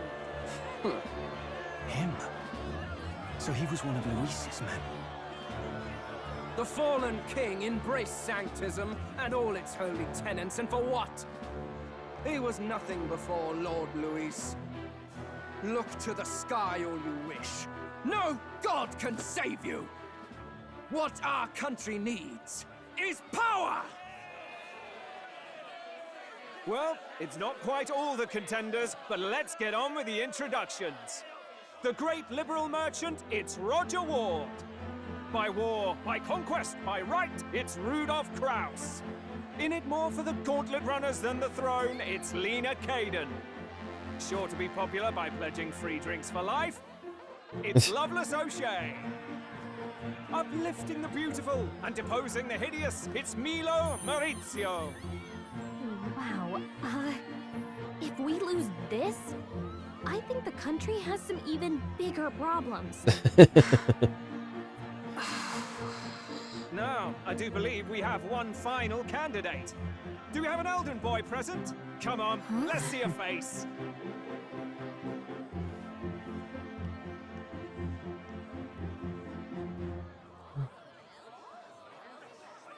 What? An elder? Disgraceful. Is this the only way you could think to distinguish yourself?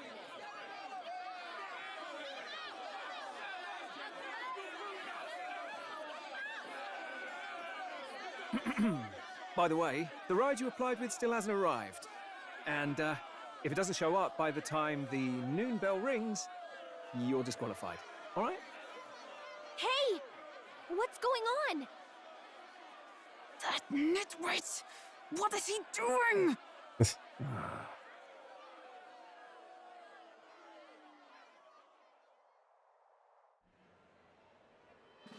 So, contestants, are you ready? Unser Gefährt kommt. What? Last, I say! Wait! Found your behave!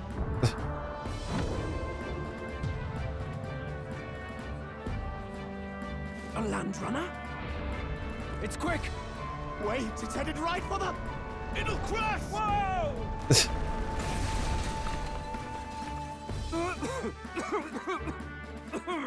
What the heck is that? Wonderful. So much for a first impression. What ho? Isn't he a marvel, chums? You don't! You nearly brought down the cathedral! Have a care, you fool. It was bad enough when Luis did it the first time. That feckless, shameless old fool. Not bad, kid. Guess you've got some interesting tricks up your sleeve after all. Right! I'd call that a full roster. Ladies and gentlemen, race across the land. Go! Prove yourself worthy and earn your crown. For the people, for the throne. Let the games begin!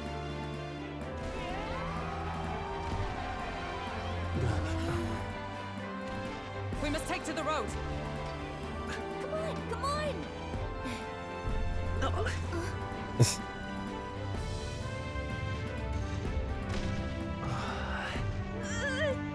So fast! Gotta hold on to something or I'll get blown up! It's incredible!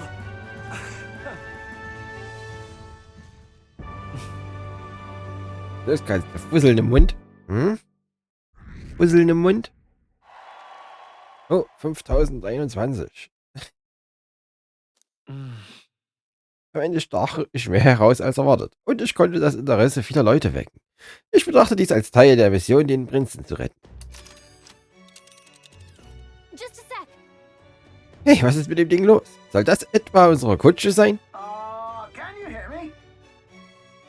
Soll ich einfach auf die Hauptstraße fahren? Die anderen scheinen das auch zu tun. Du bist genauso verrückt wie dieser Läufer. Danke für das Kompliment, kleine Dame. Kannst du mir bitte die Koordinaten für diesen kleinen Testlauf durchgeben?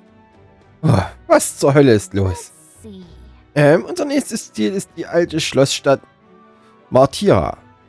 Von hier aus liegt sie ziemlich weit im Süden.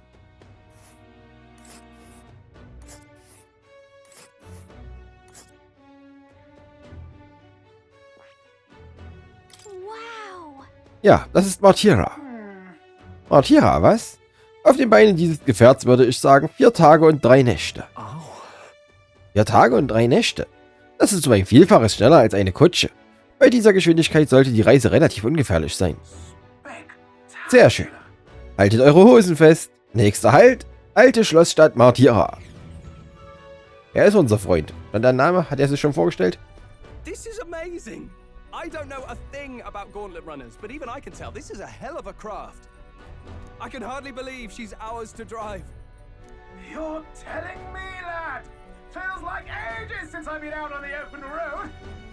This girl's been waiting long enough for her time to shine. So this is what you used to talk with the driver. Convenient, that. Look, old fellow, are you really on our side? You realize we don't have funds to pay you. Money? Ha! I'm not in this for the money, boy. What I want is a little gusto. What do you think, lad? Isn't this a rush? It is at that. Like riding the wind. That's the ticket. It's been so long since I've had a good chinwag.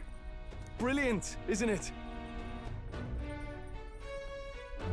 Yeah, it's amazing. You've a good head on your shoulders, boy. Yes. Where to, ladies? The world is our shellfish. You certainly are a different person behind the wheel. Hey, Hulkenberg! Can we get an explanation yet? That man is Neurus. An Ishkia, if 'twas not obvious from the wings. And despite everything, he was heir to a noble house and personal machinist for the royal family. What? He's a master engineer, of course, positively peerless. But as you can see, the runners get him a bit excitable.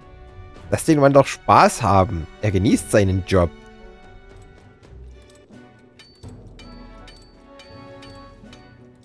Kolbe im Adelsbezirk. Neurus? Are you there? I'm coming in.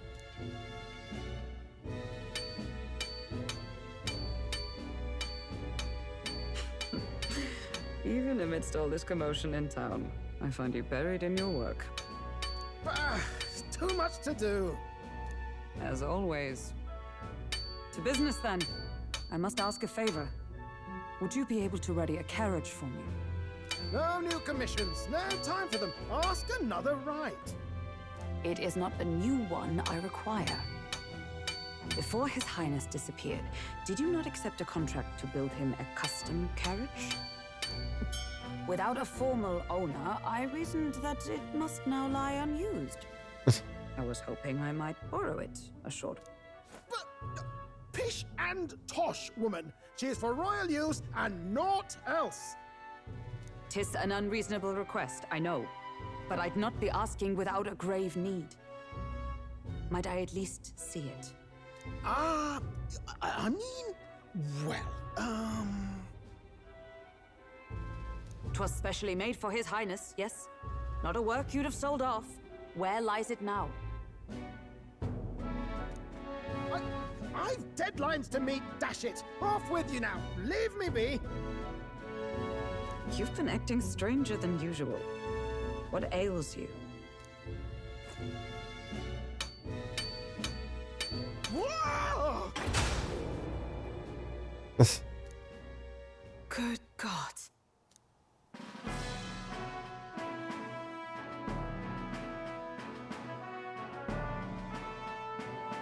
Is this a gauntlet runner?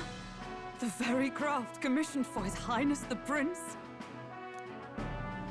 Even knowing His Highness was gone, still you toiled away.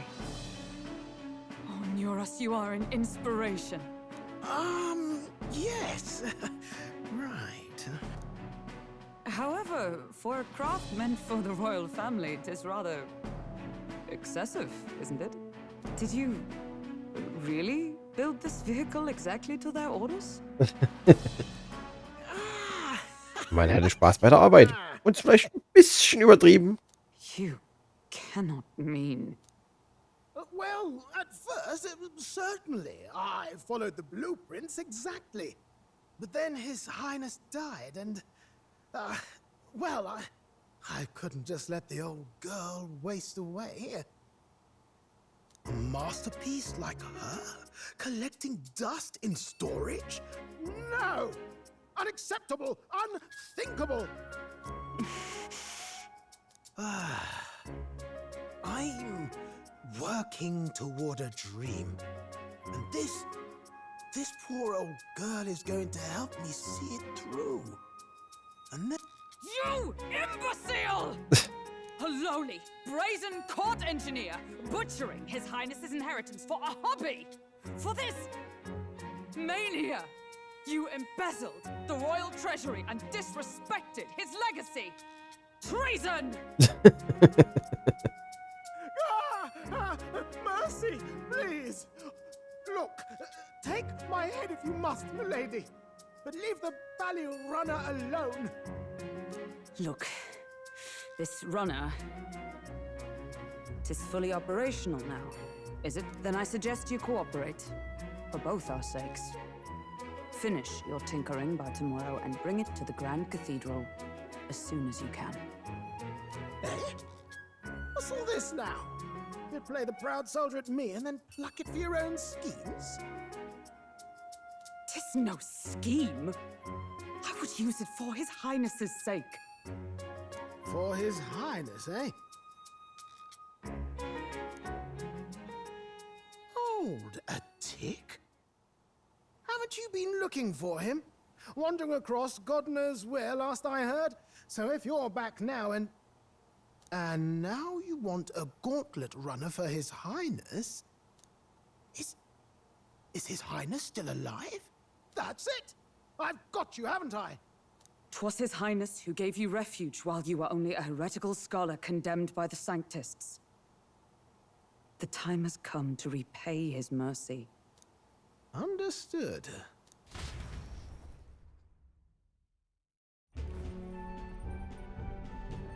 Is that enough? Can this old duck really handle an undercover operation? I know what you're thinking, but 'tis at least true that he feels an undying debt of gratitude to the royal family. Pish and tosh, boy. A little faith. Not to brag, but this old duck's craft might be the fastest gauntlet runner in the kingdom. Why, probably the world. I think. Maybe. How encouraging.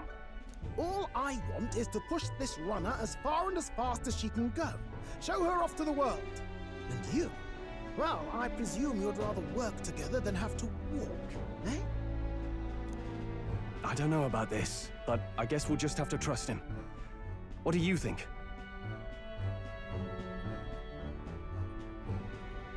Ihr sterbt dann gemeinsam. Well, if we die, we all die together. Ha! The boy's bold as brass. It's not an invitation, you dolt. Eyes on the road. Either way, he knows the prince is alive, so we can't just leave him to his own devices. We're all in the same boat.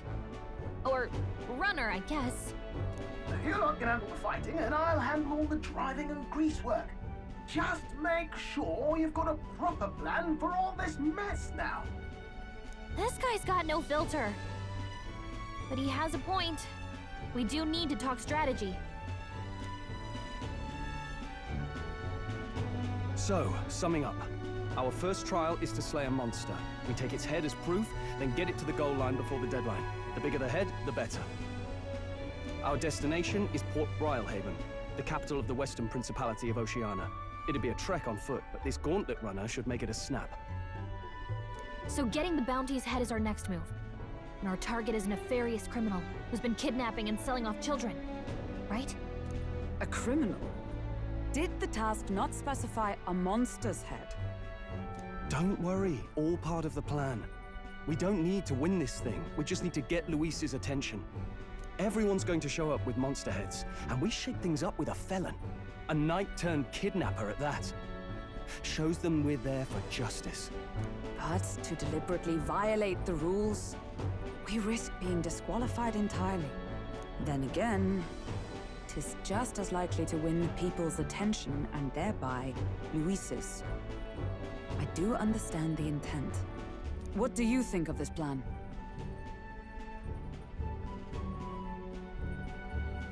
I think it's a perfect idea. Ich meine, da war die Sprache von riesigen Würmern. Makes sense, doesn't it? The bounty's Heismay, an ex-knight. I realize that's a little close to home, Hulkenberg, so if you'd rather hang back... No. His title is precisely why I cannot let his atrocities stand. And yet... 'tis strange indeed that we are hunting a mere man when the trial demands a monster.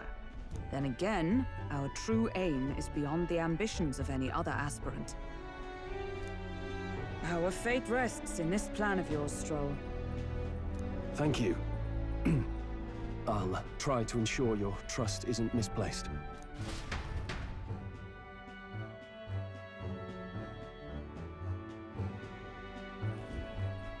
Righto. Then our course is set. Feel free to use anything in the gauntlet runner. Even got a bathing room if you could use a wash. Good to know. We can always look around more thoroughly later. Yes. You needn't tire yourself out before we arrive. Well, I'm a tinkerer and not much else. All my fighting am's in the old workshop. But I'll take you wherever you're going for your sake and mine. After all, the wilds out there are no berry picnic. Oh no. It's a den of wild beasts and savage scoundrels. And we'll not get past it without days on the road together. So, if you need anything besides a steady hand on the wheel, give me a hoot. Bound to find me in the cockpit or the engine room. He's certainly an eccentric, but he doesn't seem like a bad person. We'll get used to him.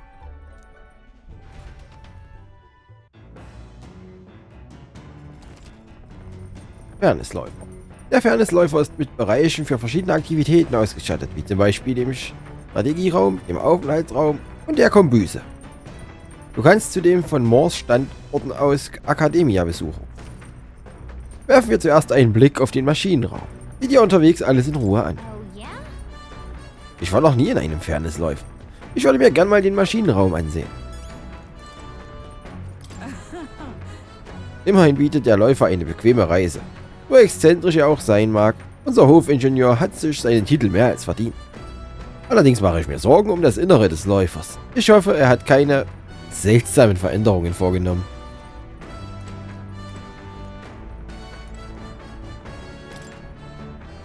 Das Cockpit scheint sich hier oben zu befinden.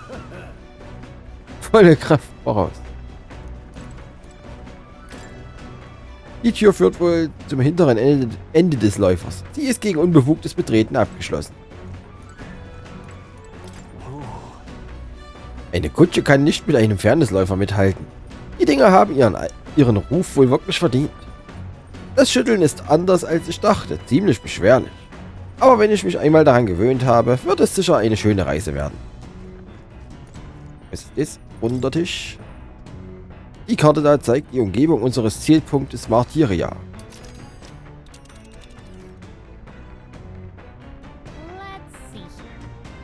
Ich frage mich, wo wir gerade wohl sind. Auf dem Weg. Wüstenlager, Felsbaulager, Grünlandlager, Lagerlager, Lagerbier. Nicht jetzt. Nicht? Wow, dieser Raum lädt gerade zum Baden ein. Wir können einfach mal unterwegs ein Bad nehmen. Sogar sowas gibt es. Ich will als erster rein. Hey. Willst dich jetzt aber nicht einfach splitternackt ausziehen, oder? Was glaubst du, wo du bist? Das ist inakzeptabel. Das ist das Badezimmer. Oh, bevor ich es vergesse. Es gibt noch kein fließend Wasser. Ich arbeite dran. Das ist inakzeptabel.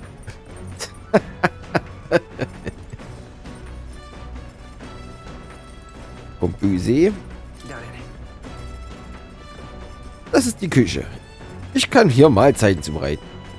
Wenn ich Rezepte hätte, habe ich aber noch keine. Das sieht aber eng aus.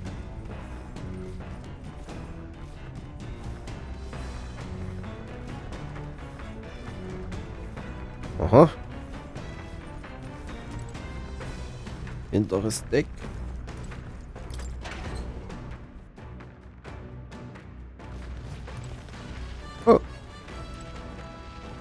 stoffbedecktes Fass.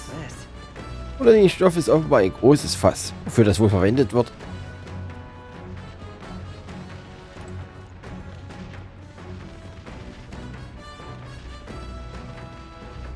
Sand, soweit das Auge reicht, sehen kann.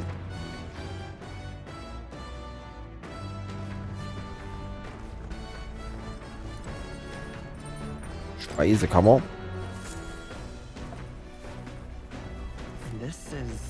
Das sind ein paar Zutaten. Orgo-Zucker und Meeressalz. Ich frage mich, wer sie hergebracht hat. Ich könnte sie zum Kochen verwenden.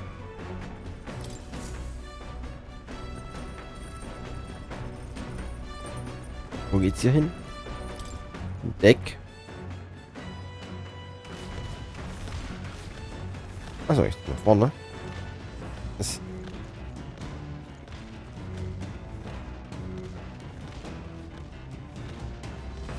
läuft ja hier einfach nur Kreise. Sieht ja danach aus, was der einfach nur in den Kreis läuft. Hey, hey, guter Mann, wenn du hier nur im Kreis läufst, dauert das Jahre. Kommen wir nie an. Du sollst hier nicht 7 Kreise in der Wüste machen.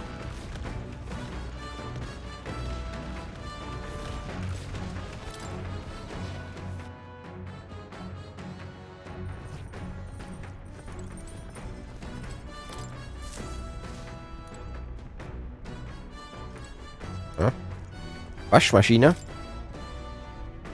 Eine von Neuras selbstgebauten Waschmaschinen. Im Augenblick scheint sie leer zu sein.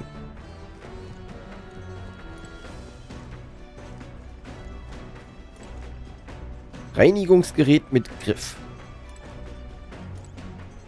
Ein Staubsauger. Später vielleicht. Ein Sitzsack. Da ist ein flauschiger Sack, auf dem man gut sitzen kann. Da mag man bestimmt gar nicht wieder aufstehen. Teilweise kann man das auch gar nicht.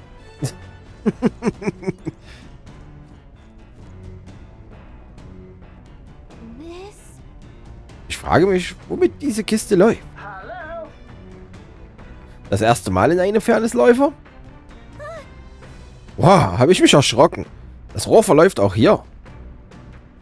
Das ist ein sogenanntes Läufertelefon. Die gibt es in jedem Raum.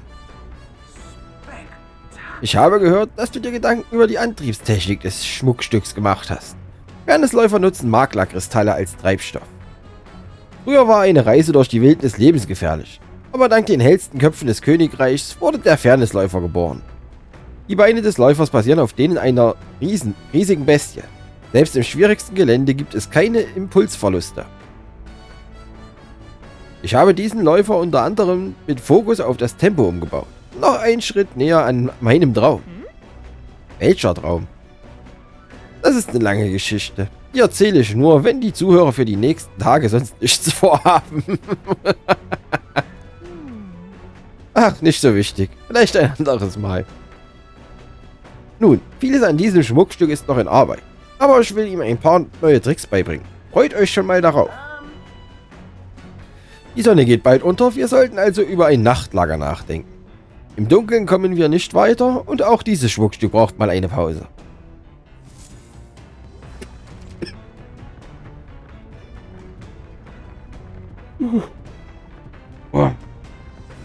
Aktivitäten im Läufer. Die Reise geht weiter, wenn du Zeit im Fairnessläufer verbringst. Nutze die Einrichtungen dort und erhalte Gegenstände, steigere Fähigkeiten und erledige Aufgaben, für die du in der Stadt nicht die Möglichkeit hättest. Du kannst kochen, lesen oder die Waschmaschine nutzen. Im Laufe der Zeit werden weitere Aktivitäten verfügbar sein. Außerdem kannst du während der Reise Zeit mit deinen Verbündeten verbringen, wodurch sich deine königlichen Tugenden verbessern können. Letztendlich liegt die Wahl bei dir.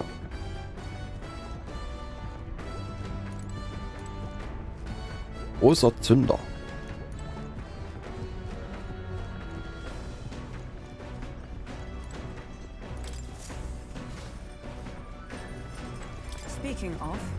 Neuras meinte, er hätte die Kombüse auf Vordermann gebracht. Hast du Hunger? Möchtest du was essen? Ich bin auch keine Meisterköchin, aber Stroll meinte, er wollte ein paar Rezepte ausprobieren, die er in der flüsternden Honigbiene gelernt hat.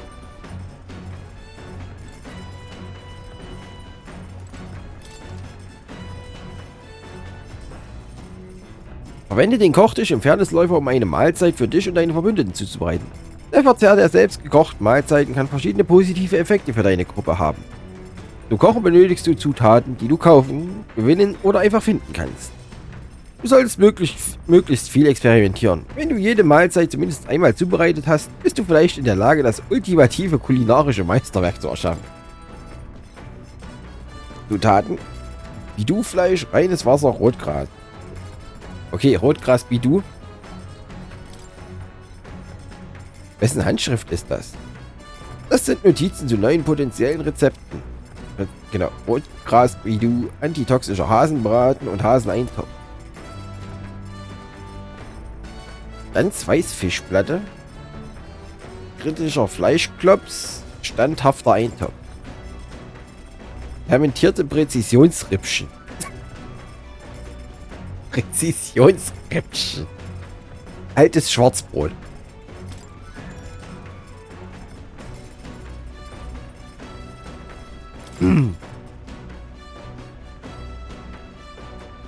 Ein scharfes Gericht, bei dem der Schweiß fließt. 400 TP und heilt Verbrennung. 250. Oh, bei allen. Gott. Ich bin jetzt so müde. Schlaffer Goldfisch. Weiße Pfirsich. Rübe. Fairnesspilz. Ganzheitliche Weißfischplatte. Regeneriert vollständig alle TP aller Verbündeten. Wow. Ermöglicht einen Verbündeten pro Kampf einen tödlichen Angriff mit einem TP zu überleben. Aha.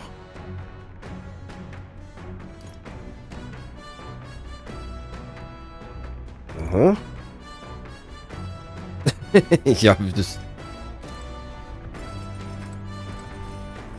Was ist hier auf der Gegenseite? Was ist das für eine Krone? Ach, lesen. Das Bücherregal ist voll mit interessanten Büchern. Die Bücher, die ich lesen könnte, sind Neue Weltreisetagebuch, wie man jeden überzeugt. Das hat Neuras wahrscheinlich hier gelassen, oder? Bringen wir es ans Fenster, wenn du es gemeinsam lesen möchtest.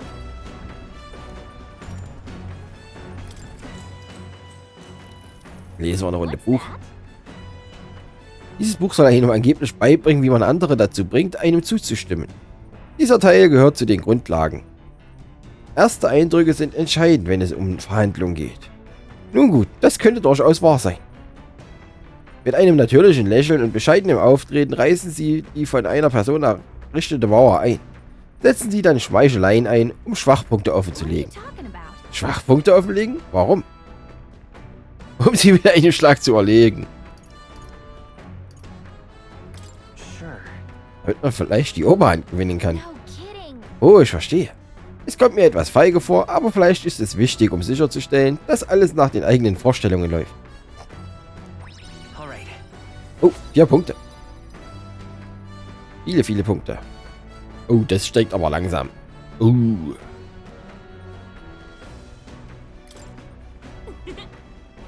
Ich bin überrascht. Für den reibungslosen Verlauf von Verhandlungen kann sich ein rauerer Umgang doch als hilfreich erweisen.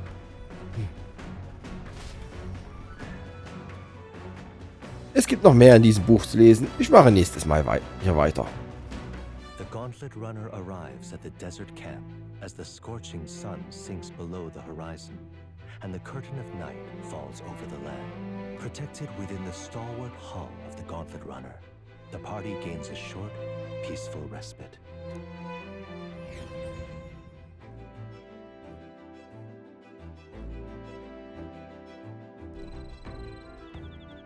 Wüstenlager.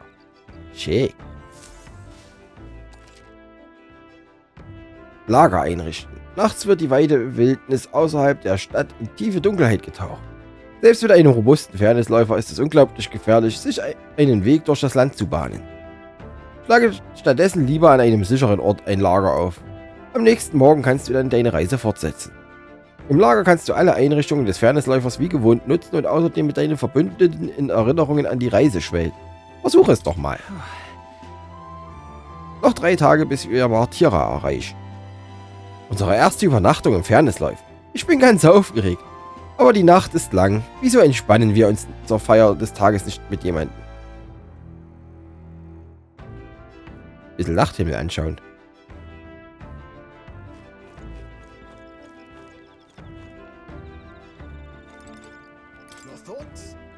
Oh, das war immer eine Fahrt, was? Glatt wie Seide? Prunkvoller als ein Palast? Erforscht einflößend zu Tränen rührend? Auf jeden Fall. Dieser Läufer ist echt sündhaft klasse. Aber Ehre wem Ehre gebührt. Mein Herumwerkeln hat ihn gewiss zu dem gemacht, was er ist. Allerdings muss ich dazu sagen, dass dies alles mit einem kleinen, von mir gebastelten Mechanismus zusammenhängt, der verhindert, dass die Beine des Läufers im Sand versinken. Man müsste sich über das Gelände keine Sorgen machen, wenn er einfach fliegen könnte. Aber das Problem verschiebe ich erstmal. Ruhe du dich jetzt besser richtig aus. Das Weisheit? Alright then.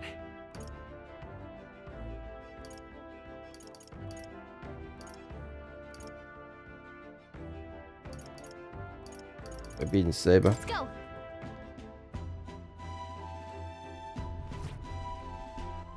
Könnte ich rein theoretisch einfach wieder lesen? Alright then. Könnte ich auch. Ah, du bist. Hast du auch zu viel Zeit, so wie ich? Obwohl ich an das Reisen gewöhnt bin, habe ich meine Schwierigkeiten damit, Zeit totzuschlagen. Wenn dir der Gedanke gefällt, können wir ein bisschen plaudern. Fantasie. Bisschen Fantasie. Diese Macht, die in uns erwachte. In meinem Kopf schwirren so viele Fragen umher. Aber ich will unbedingt mehr über diese Formen wissen, die wir annehmen können. Jede besitzt ihre Eigenarten, allerdings gleichen sie im Aussehen alle einer Rüstung. Was hältst du davon?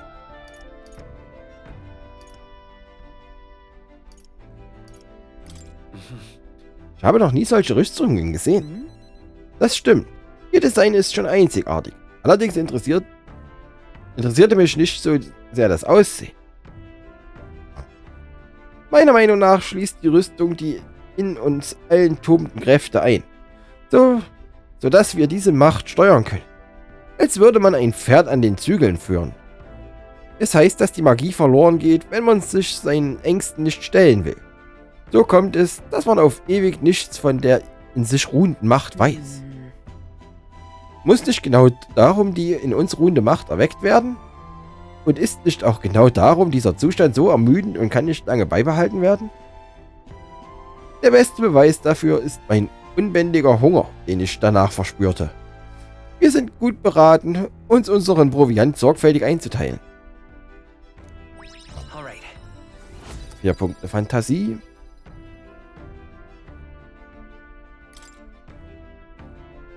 Es wird schon spät, aber wir müssen noch einiges besprechen. Daher würde ich gern unsere Unterhaltung fortsetzen.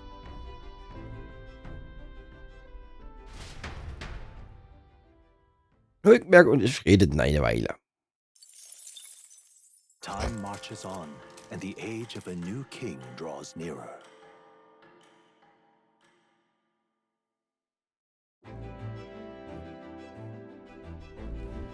Good morning. Ich wünsche euch einen wunderschönen guten Morgen, meine lieben Passagiere. Ich nehme an, die Schlafquartiere haben eure Erwartungen weit übertroffen. So winzig wie sie sind, hätte ich wirklich nicht so viel erwartet. Allerdings habe ich eine Frage. Wird der Wüstensand kein Problem für den Läufer darstellen? Denkt dran, das hier ist mein Schatz. Nicht ein Sandkorn wird in seine Nähte eindringen. Das versichere ich dir. Außerdem werden wir diesen trockenen Dünen morgen hinter uns lassen. Läufer sind echt klasse, nicht wahr? Eine Kutsche könnte sich nie so schnell einen Weg durch die Wüste bahnen. Aber, fahr bitte vorsichtig, ja, Neures?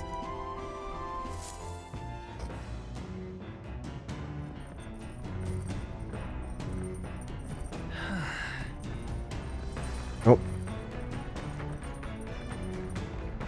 Was haben wir da? Mut? Weisheit? Vergessen wir mal, was ist.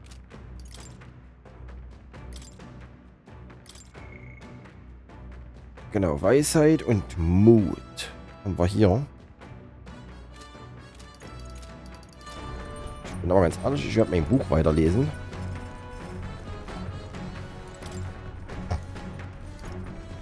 Wir überzeugen wieder Leute.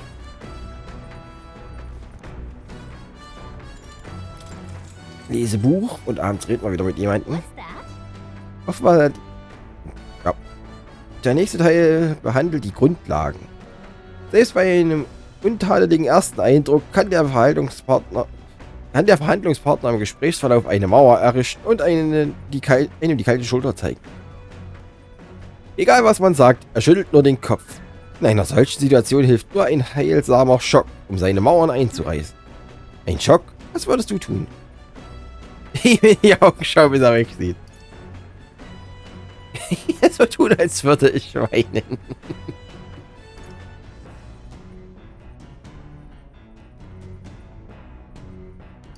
Ihn erschrecken.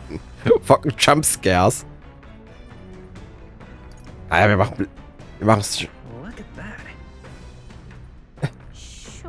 Ich denke schon, dass das manche schockieren würde. Aber glaubst du nicht, dass er das eher für hasserfülltes Geklotze halten würde? Meinst du?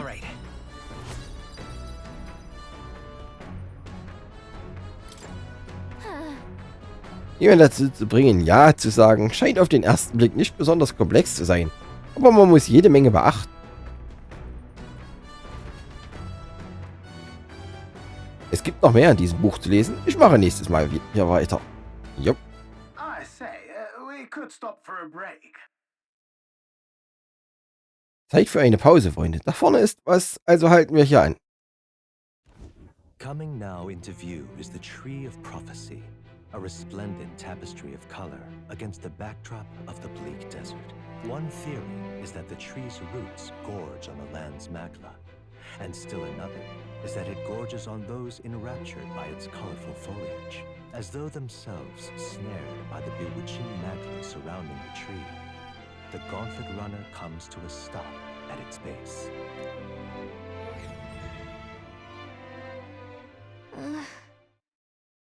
Da wären wir. Steigen wir aus und werfen einen Blick darauf. Interessant.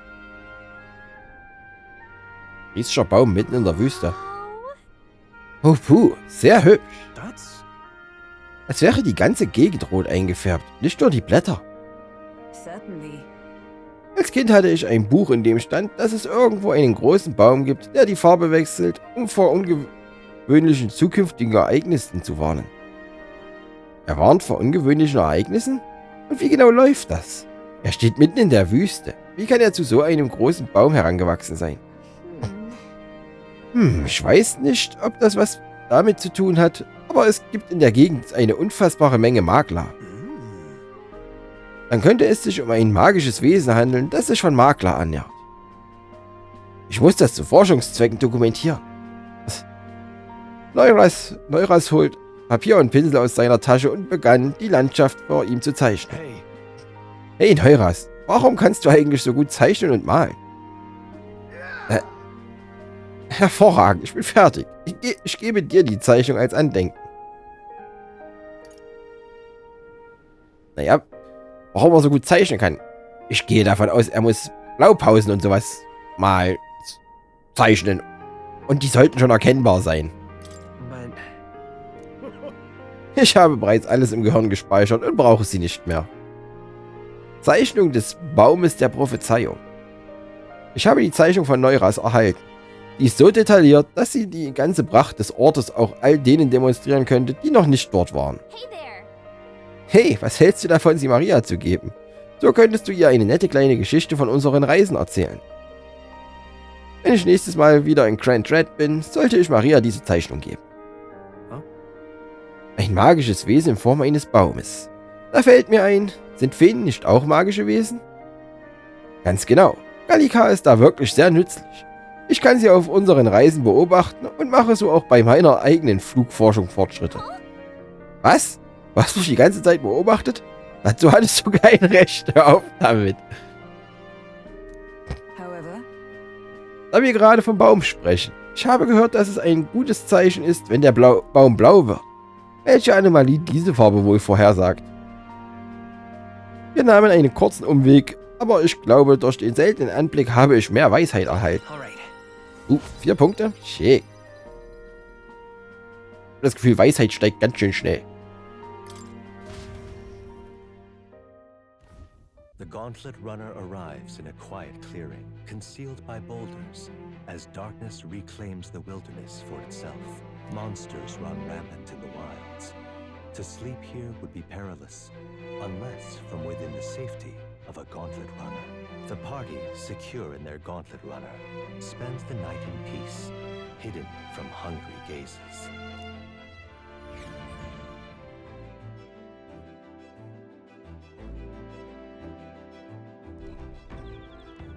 Felsbaulager.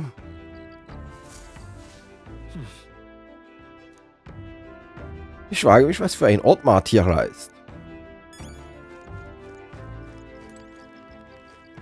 So, machen wir noch ein bisschen Fantasie. Hey, suchst du nach einer Beschäftigung?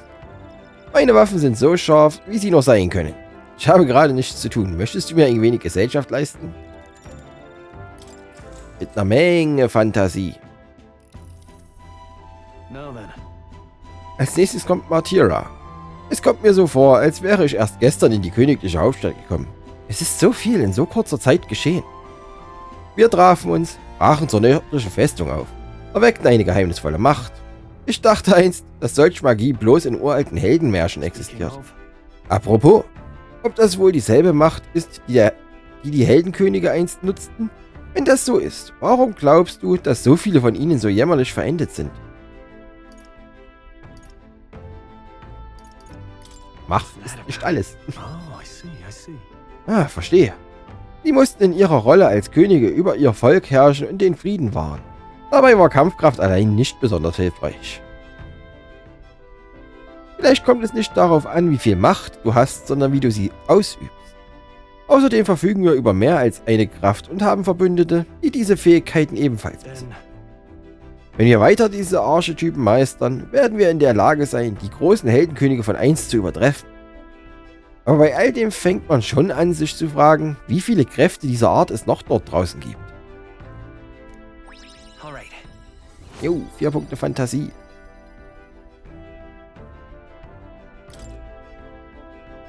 Komm schon, es ist doch zu früh zum Schlafgehen. Lass uns noch ein bisschen reden. Noch ein bisschen palavern. Moment. Time marches on, and the age of a new king draws nearer. War das die Krake? Auf der Karte. War das ein riesiger Menschenkopf?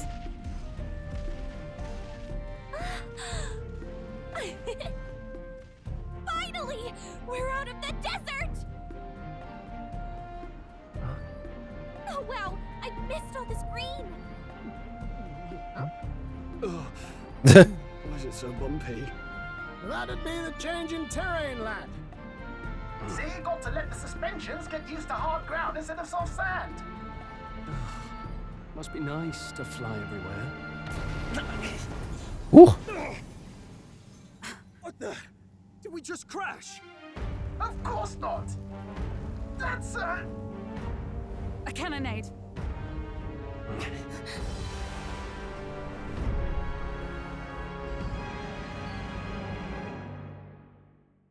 Oh, ich glaube, die waren nicht wirklich uns gewidmet, wie das aussah. My star is rising. Sanctism will reign. Lasst die einfach machen, wir gehen weiter. Das ist nicht unser Problem. It's them. Remember from the opening ceremony. I think one of them is Guido, Forden's confidant, and the other is Luis's man, Gladel. Prominent candidates. Shouldn't the king's magic petrify them for their aggression? No, see where they're aiming. They're not shooting to kill, just to take out the opposing runner's legs. Sieht nicht aus, als wollte einer dem anderen das Leben nehmen. Sie sind nur darauf aus, den Fairnessläufer des anderen zu zerstören. stuck out in the wilds with no working runner. Whether they survive or not, they're dashed well out of the race. So does a clash to hold each other's advance.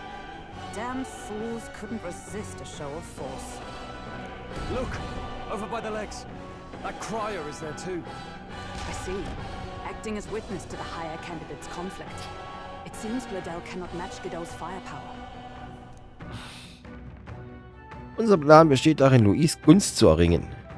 Können wir es uns leisten, Claudel im Stich zu lassen, wenn er einer von Louis' Unterstützern ist? What's our plan? If we just hang back and watch, Godot's gonna win. And Vorden gets a leg up on the competition.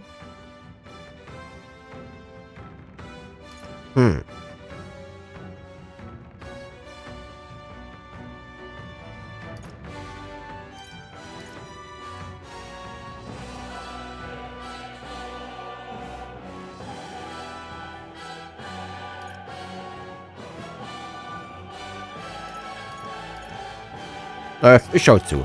How about we see how it plays out? No, I think we should step in on Gladel's side. I know, I don't like it either, but if we want Louis's favor, this might be the strategic play we need. Agreed. Let us ride to Gladel's aid. Aber ich will nur zuschauen. Hold on. You realize you're a no-name candidate, eh? If he wants to shut you out, he'll not have to aim for just our legs.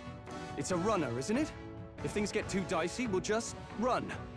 Didn't you say we had the fastest craft around? Fine. Suppose there's no room for caution if we want the world's eyes on us.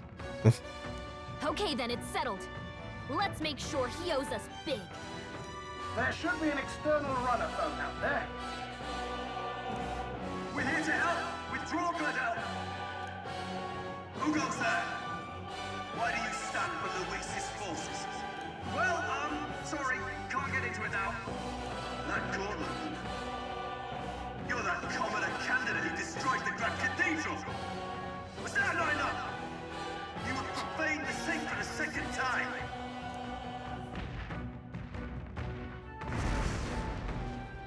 So be it. In God's name, be thou punished. Godot und seine Mönche haben das Deck geentert. Sieht aus, als wüsste er, dass die Magie uns nicht schützen wird.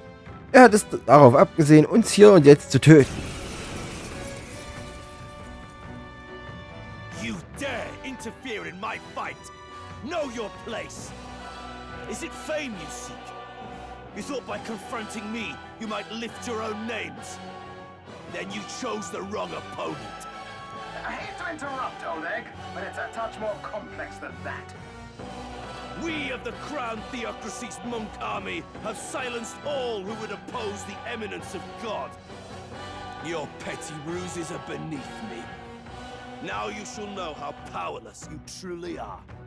Remember, the king's magic means we cannot move to strike Godot himself. Go for his followers first.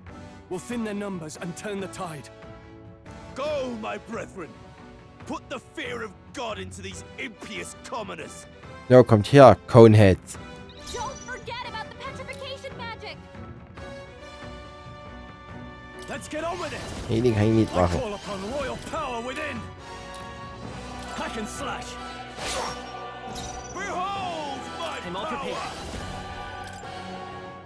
Coordination is key! Witness the power of sanctism! What could you hope to achieve? Take this! Eiszapfen. Brace yourselves! He knows we can't attack him. He's toying with us. Not this one. Behold! We stand together! All right, let's go! Can't be. Right in Da haben wir noch was. To go to his side. Warrior! I'll cut you down! To him. The freedom of a wanderer. Vitus power. Wind! Know your place. Comrades, Peasants! lend me your strength. We'll team up! Resistance is futile! What could you hope to achieve? Ouch. Captain, they've got your defenses down. Warrior! The freedom of a wanderer. Let's set it up! Funktioniert das? Nee, gegen alle physischen Angriffe resistent, okay? More resilient than I expected. I would lose nothing by conceding this fight. But the faithful are watching. For the sake of my dear brethren, I must hold nothing back. Now! Feel the righteous truth of sanctism engraved upon your flesh. Does this mean he's getting serious? Rise, my brother. Get in there. Oh boy. Captain's hurt bad. I can't give up now. Let's get him some healing. Sanctism will reign. Ouch. Someone, help him back up. From our provisions. Still fight. My I shall power. vanquish evil. After me. No.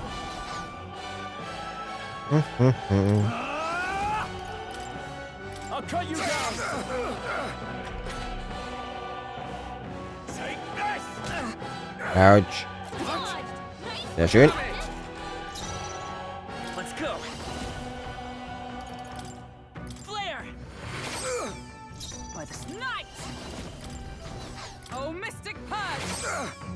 Now, what's the play? Heilen.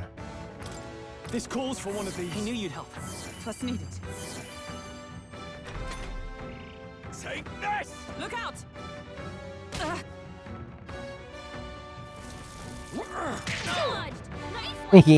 Schon wieder verfehlt. Versager. I won't hold back. Wie sieht's aus mit Wind? Nee. Oh, power of heroes. Ich sollte nicht lachen. Was habe ich jetzt davon? Sanctism will reign. Captain's hurt bad. Still fight. Let's get him some healing. I shall vanquish evil. Too easy. You gotta aim Ah. higher than that. We can do this. Thank you. Das ist absolutes Karma. Sanctism is supreme. Take this. Only a flesh wound. Captain's hurt I bad. can't give up now. Let's get him some Sanctism healing. will reign. Nothing. Brace yourselves. Captain's on his last legs. Someone, Come. get him healed up. Shine. Captain, Know he's your got your defenses place. down. Could do with this. That helped. The freedom of a wanderer. Seeker.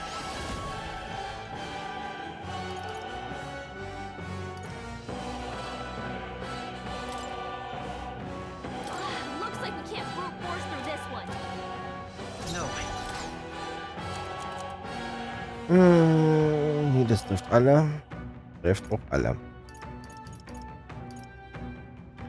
Ich habe nichts, was nur einzelnen Gegner trifft. Seeker. Ja, dann muss ich wohl weiter mit meinen Zaubern. Take this. Oh, you're First so badly wounded. easily. Someone, heal her. Sanctism will Oh oh. reign. Das ist ungünstig. Her back up. Where it ends. This should work. Thanks. Hulkenberg's Witness down. me, won't hold back. brethren. Help her get back in the fight. Flare. Still here? Sanctism will reign. Delay the inevitable. Sehr schön. Oh, please. Hulkenberg's down. Someone help her Could get do back with in the this. fight. Ja, wir können leider nicht helfen. Ich habe keine Wiederbelebungstränke. Down. Light. A tough one. Sanctism will reign. Nice dodge. You've Sehr got schön. some fancy footwork, Stroll. Hulkenberg's Kann ich mit down. Glück noch rumreißen? Get back in the fight. Let's try this. That helped. Know Seeker. your place. Flare. Still up. Let's go. Sanctism Uh-oh. will reign. Captain's hurt bad. Still fight. Let's get him some Sanctism healing. Oh, das muss ich da. Captain's Oh down. oh. Someone, help him back up. warrior. Das muss jetzt reichen. So, the faithful are broken before you, yet your desperate struggling is for naught. You cannot defy the inevitable. I am immune to all your wicked hearts. Oh, he gets to do whatever he wants, and we can't even get near him.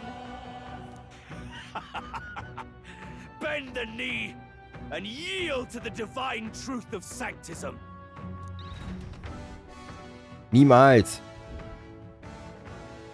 Now, are you prepared for the end? Ah, I think not, you rotter! What have you done to my gauntlet runner? We've nothing to lose. At the very least, I can thrash your old clunker until it's inoperable. This is a waste of my time. So be it. You'll face your divine punishment soon enough.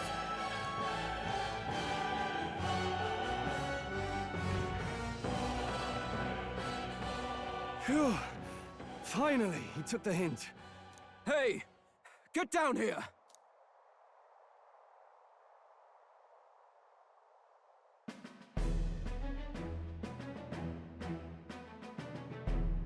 What are you playing at? You think I owe you now or something? I would have been fine without your meddling.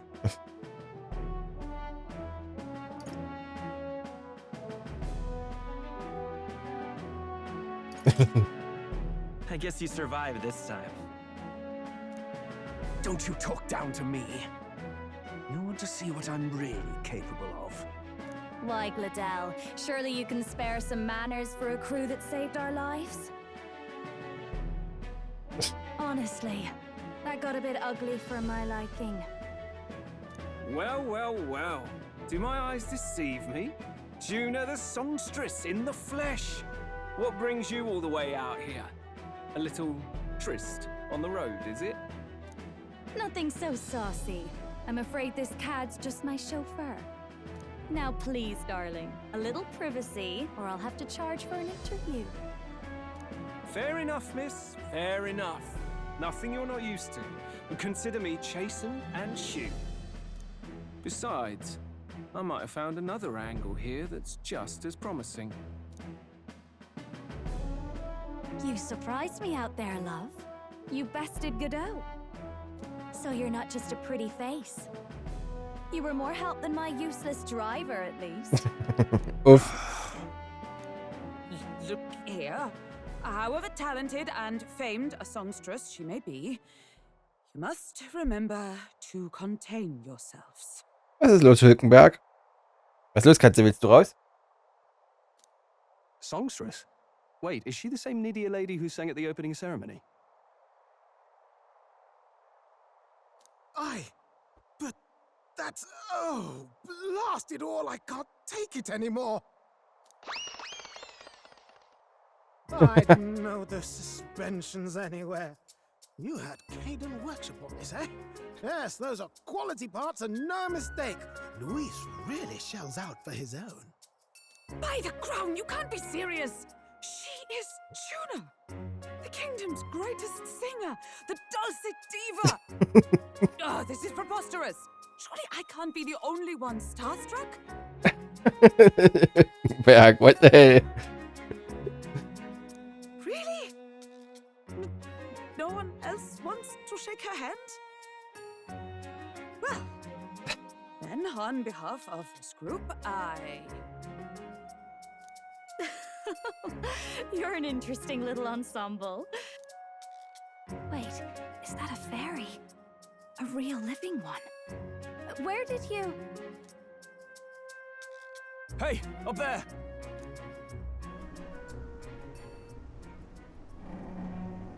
Hey, Luis.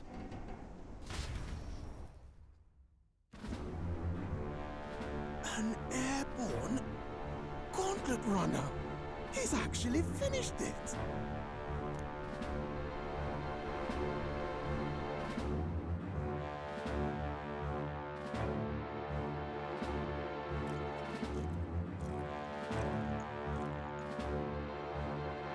Luis. My lord, Luis. How kind to provide a personal escort. So that's it. I thought it was strange that a candidate like Gladell got stuck playing someone's driver.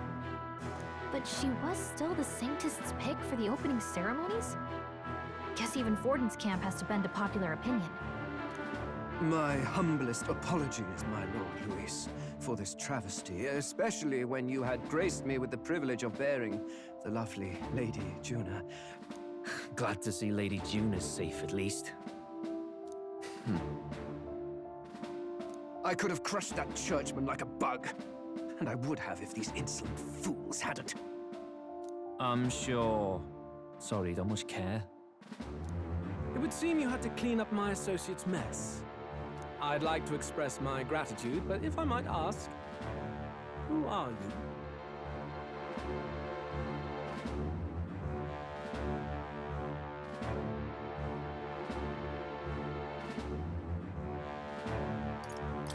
We're your supporters.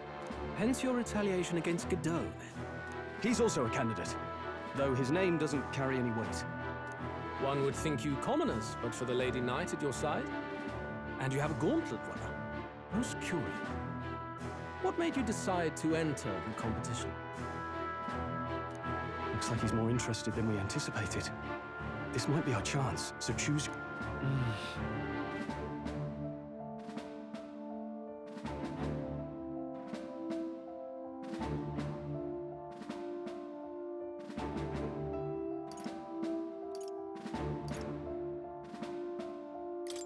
I want to help you. Oh? You fight in my name, do you?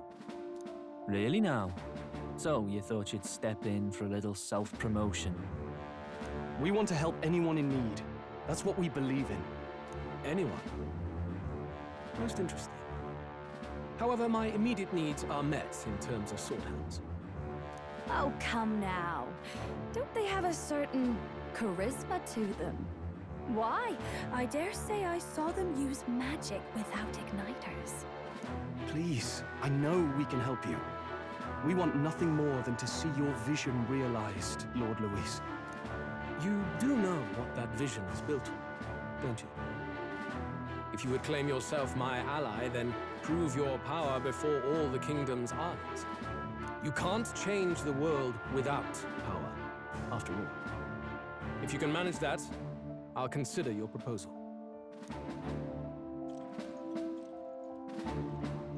See you, loves. Don't think this changes anything. Come on, Hector!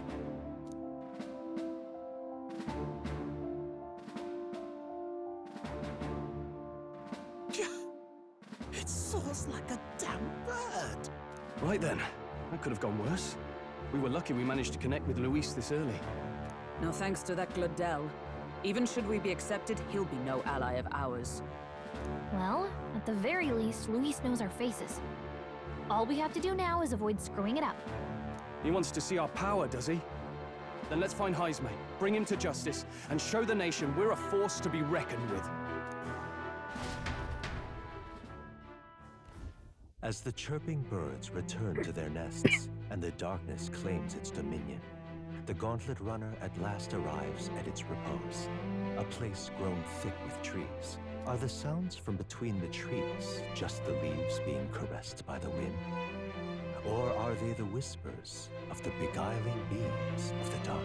The party never has to find out, for they are safe within the Gauntlet Runner.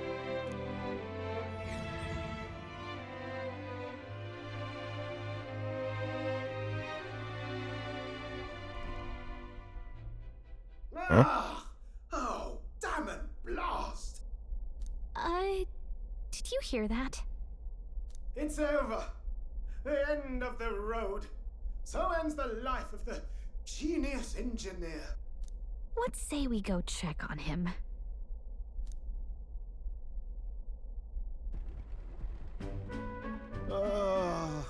Hey! Nurse, you okay?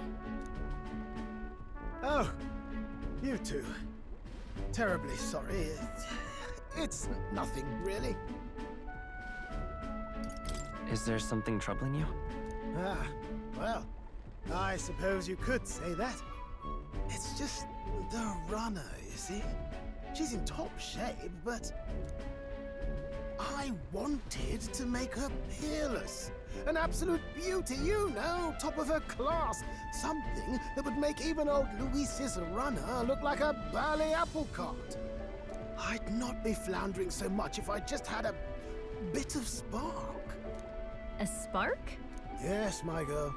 A spark of inspiration. A moment of epiphany, like when I saw the lost relic. Lost relic? Doesn't ring a bell. Ah, yes, context. They say that long, long ago, there was a civilization so highly advanced it was beyond all modern understanding. automation ruled the day. People lived surrounded by machinery with no need to work. Legend has it that they lived lives of convenience and comfort, but somehow that civilization just up and disappeared. God only knows what happened to them. Sounds kind of far-fetched already. Hear me out, would you? The point is, once in a stretch, you hear about someone unearthing relics from those days of yore. Absolutely inscrutable to the layman, don't you know? But those in the know would recognize such a prize at a single glance. Have you ever seen one of these yourself? Oh, yes. When I was but a young sproglet, there was this loony old inventor in my neighborhood, both quite brilliant and quite daffy, as they often are. That old fellow only showed me his find once, but even seeing it lit a fire in me, like being struck by lightning. After that, it was like a boiling pot. Ideas, ideas, ideas rising to the surface. And my tinkering always came out marvelous. Some proper court engineer-worthy genius. Something about it utterly captured my imagination. The lost relic, I mean. Wow. You could try getting him to show you again. If only I could. That old fellow went back to his own hometown. That single solitary glimpse of the past was all I had. The old goat. He told me he'd leave me the relic in his will. Okay, so where's this guy's hometown? Oh, some tiny hamlet somewhere on the outskirts of Martira. A village by the name of Camero or some such. Vielleicht sollte ich in Camero vorbeischauen, wenn wir an Martira sind. This one's important. Wissen gesucht. In Camero, einem Dorf nahe Martira, soll es einen Erfinder geben, der Neuras kennt. Ich sollte ihn besuchen, um Hinweise auf das geheimnisvolle Relikt zu finden.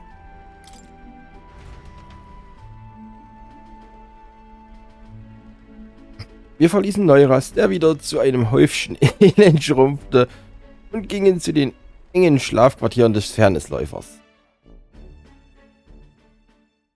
Time marches on, and the age of a new king draws nearer.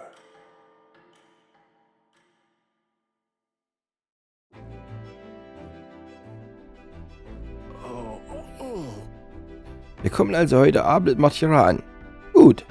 Schon bald sind wir von dieser verdammten Schaukelei erlöst. Erlöst? Jetzt bin ich aber beleidigt. Dieser Läufer hat dich deutlich schneller hierher gebracht als eine Kutsche. Etwas mehr Dankbarkeit wäre durchaus angebracht. Entschuldige, ich bin dankbar. Aber das lässt sich nur schwer zeigen, wenn einem das Mittagessen wieder hochkommt. Hindernisse wie gestern würde ich auch gerne vermeiden. Sobald wir in der Stadt sind, sollen wir uns mit Barden treffen. Richtig? Dort gibt es bestimmt viele spannende Orte. Wir dürfen unser Ziel aber nicht aus den Augen verlieren. Departing the capital and barreling southward, the party's gauntlet runner at last arrives in the old castle town, Martira, where their client Barden awaits. The towering castle's stark walls stare down coldly upon its visitors. The only question now is whether or not this gambit was the right move.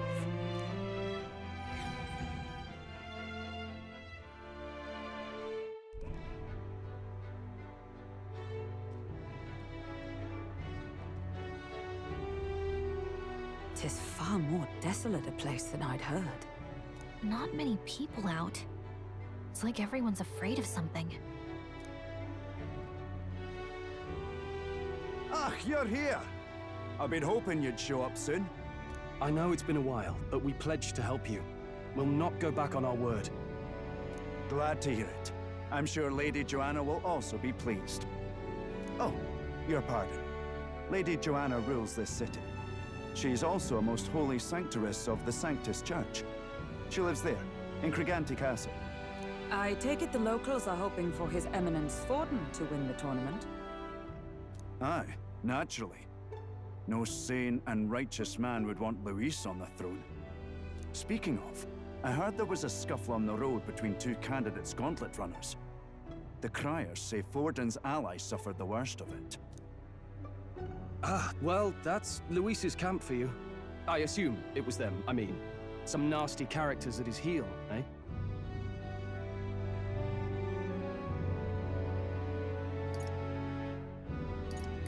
Luis is not. Yes. Such atrocities in his name. Unforgivable. Captain, are you sure we can trust these strangers? These bounty boarders are always in it just for the money. Looks like his officer's not on our side just yet. Dinna be rude, Morris. They've come a long way for our sakes. Now, I'm sure you must be knackered from the journey. Let me show you to an inn. You can try our local speciality, perhaps. Ah, you've a local delicacy. You chaps go on. The old girl needs a bit of maintenance after carrying us so far. Can't that wait until you've eaten? Too much at stake, lad. Go on, don't worry, and I'll sort her out. Might well fix the bally waterworks while I'm at it. Come, everyone. This way.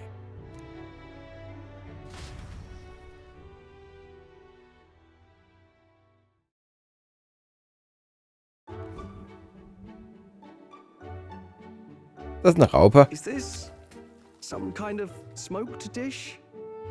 Roasted larvae of the giant sandworm. It's Martira's culinary speciality. Wurmlarven. Cooked to a delicate finish, just enough to preserve all the natural juices and flavors of the innards. Oh good. Larval innards.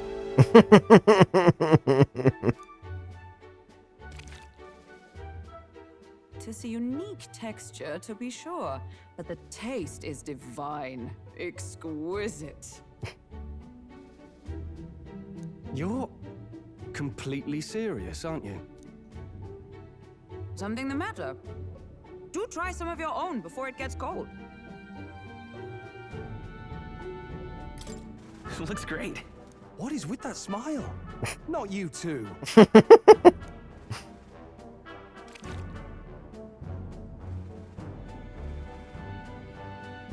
Schmeckt überraschend gut. You fairly eat with gusto, young man. Passion worthy of a royal candidate. How was it? Sometimes the insides can twitch a bit, but it's harmless, I assure you.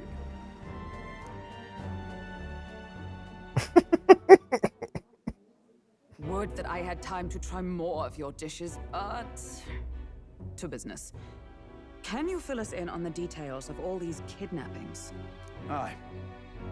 Our wee ones have been going missing for at least 6 months. All told, we're looking at 15 children now unaccounted for. And you think this Heismay is your culprit? I'm told he's a disgraced knight with nowhere else to turn. We've no proof, but the pieces fit.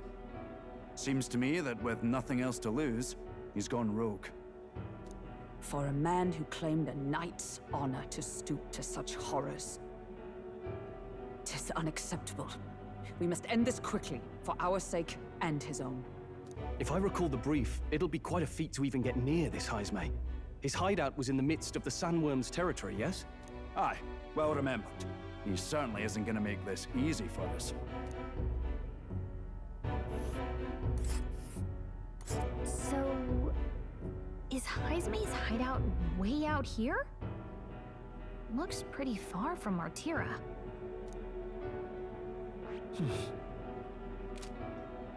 Now that you mention it, I have to wonder how he can even survive out there. We've been chasing any lead we have, but we can't figure it all out. We're in over our heads.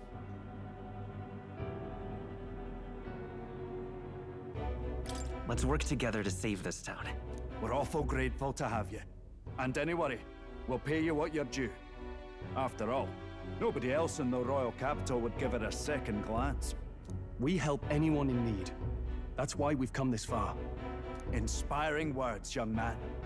Now, I hope you're not full yet. We've a whole spread of other dishes for you. Noch mehr Larven? Now this is the pride of the town. A fine sweetmeat made from the juvenile sandworm's entrails. You'll find this tastes as sweet as any dessert. Together, I'm sure we can find a way to the stronghold without falling prey to those words. Now, please. So wie es aussieht, essen wir ja die Sandwürmer und nicht die uns.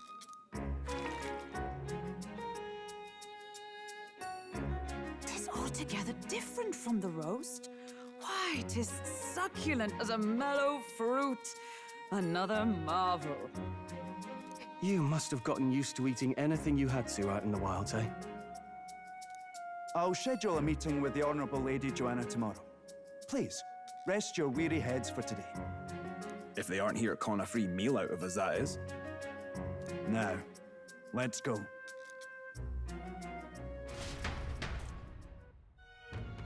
Freundlicher Genosse. Ich habe schon ewig nicht mehr in einem geräumigen Bett geschlafen. Wir treffen die Frau gleich morgen früh. Also sieh zu, dass du deinen Schönheitsschlaf bekommst, ja? Informant.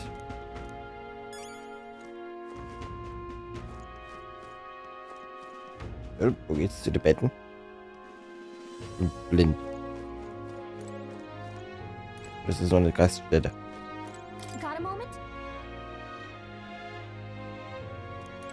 Oder muss ich mit dir reden?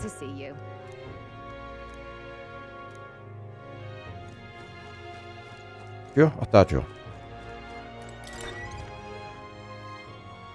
Da ist die Tür.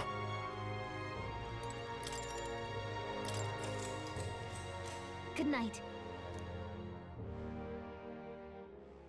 Time marches on, and the age of a new king draws nearer.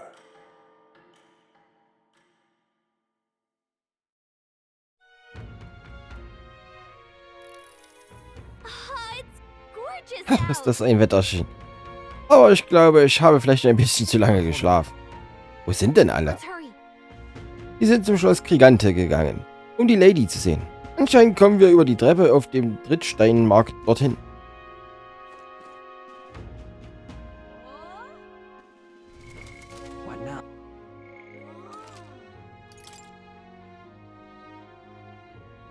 Ja, das machen wir das nächste Mal.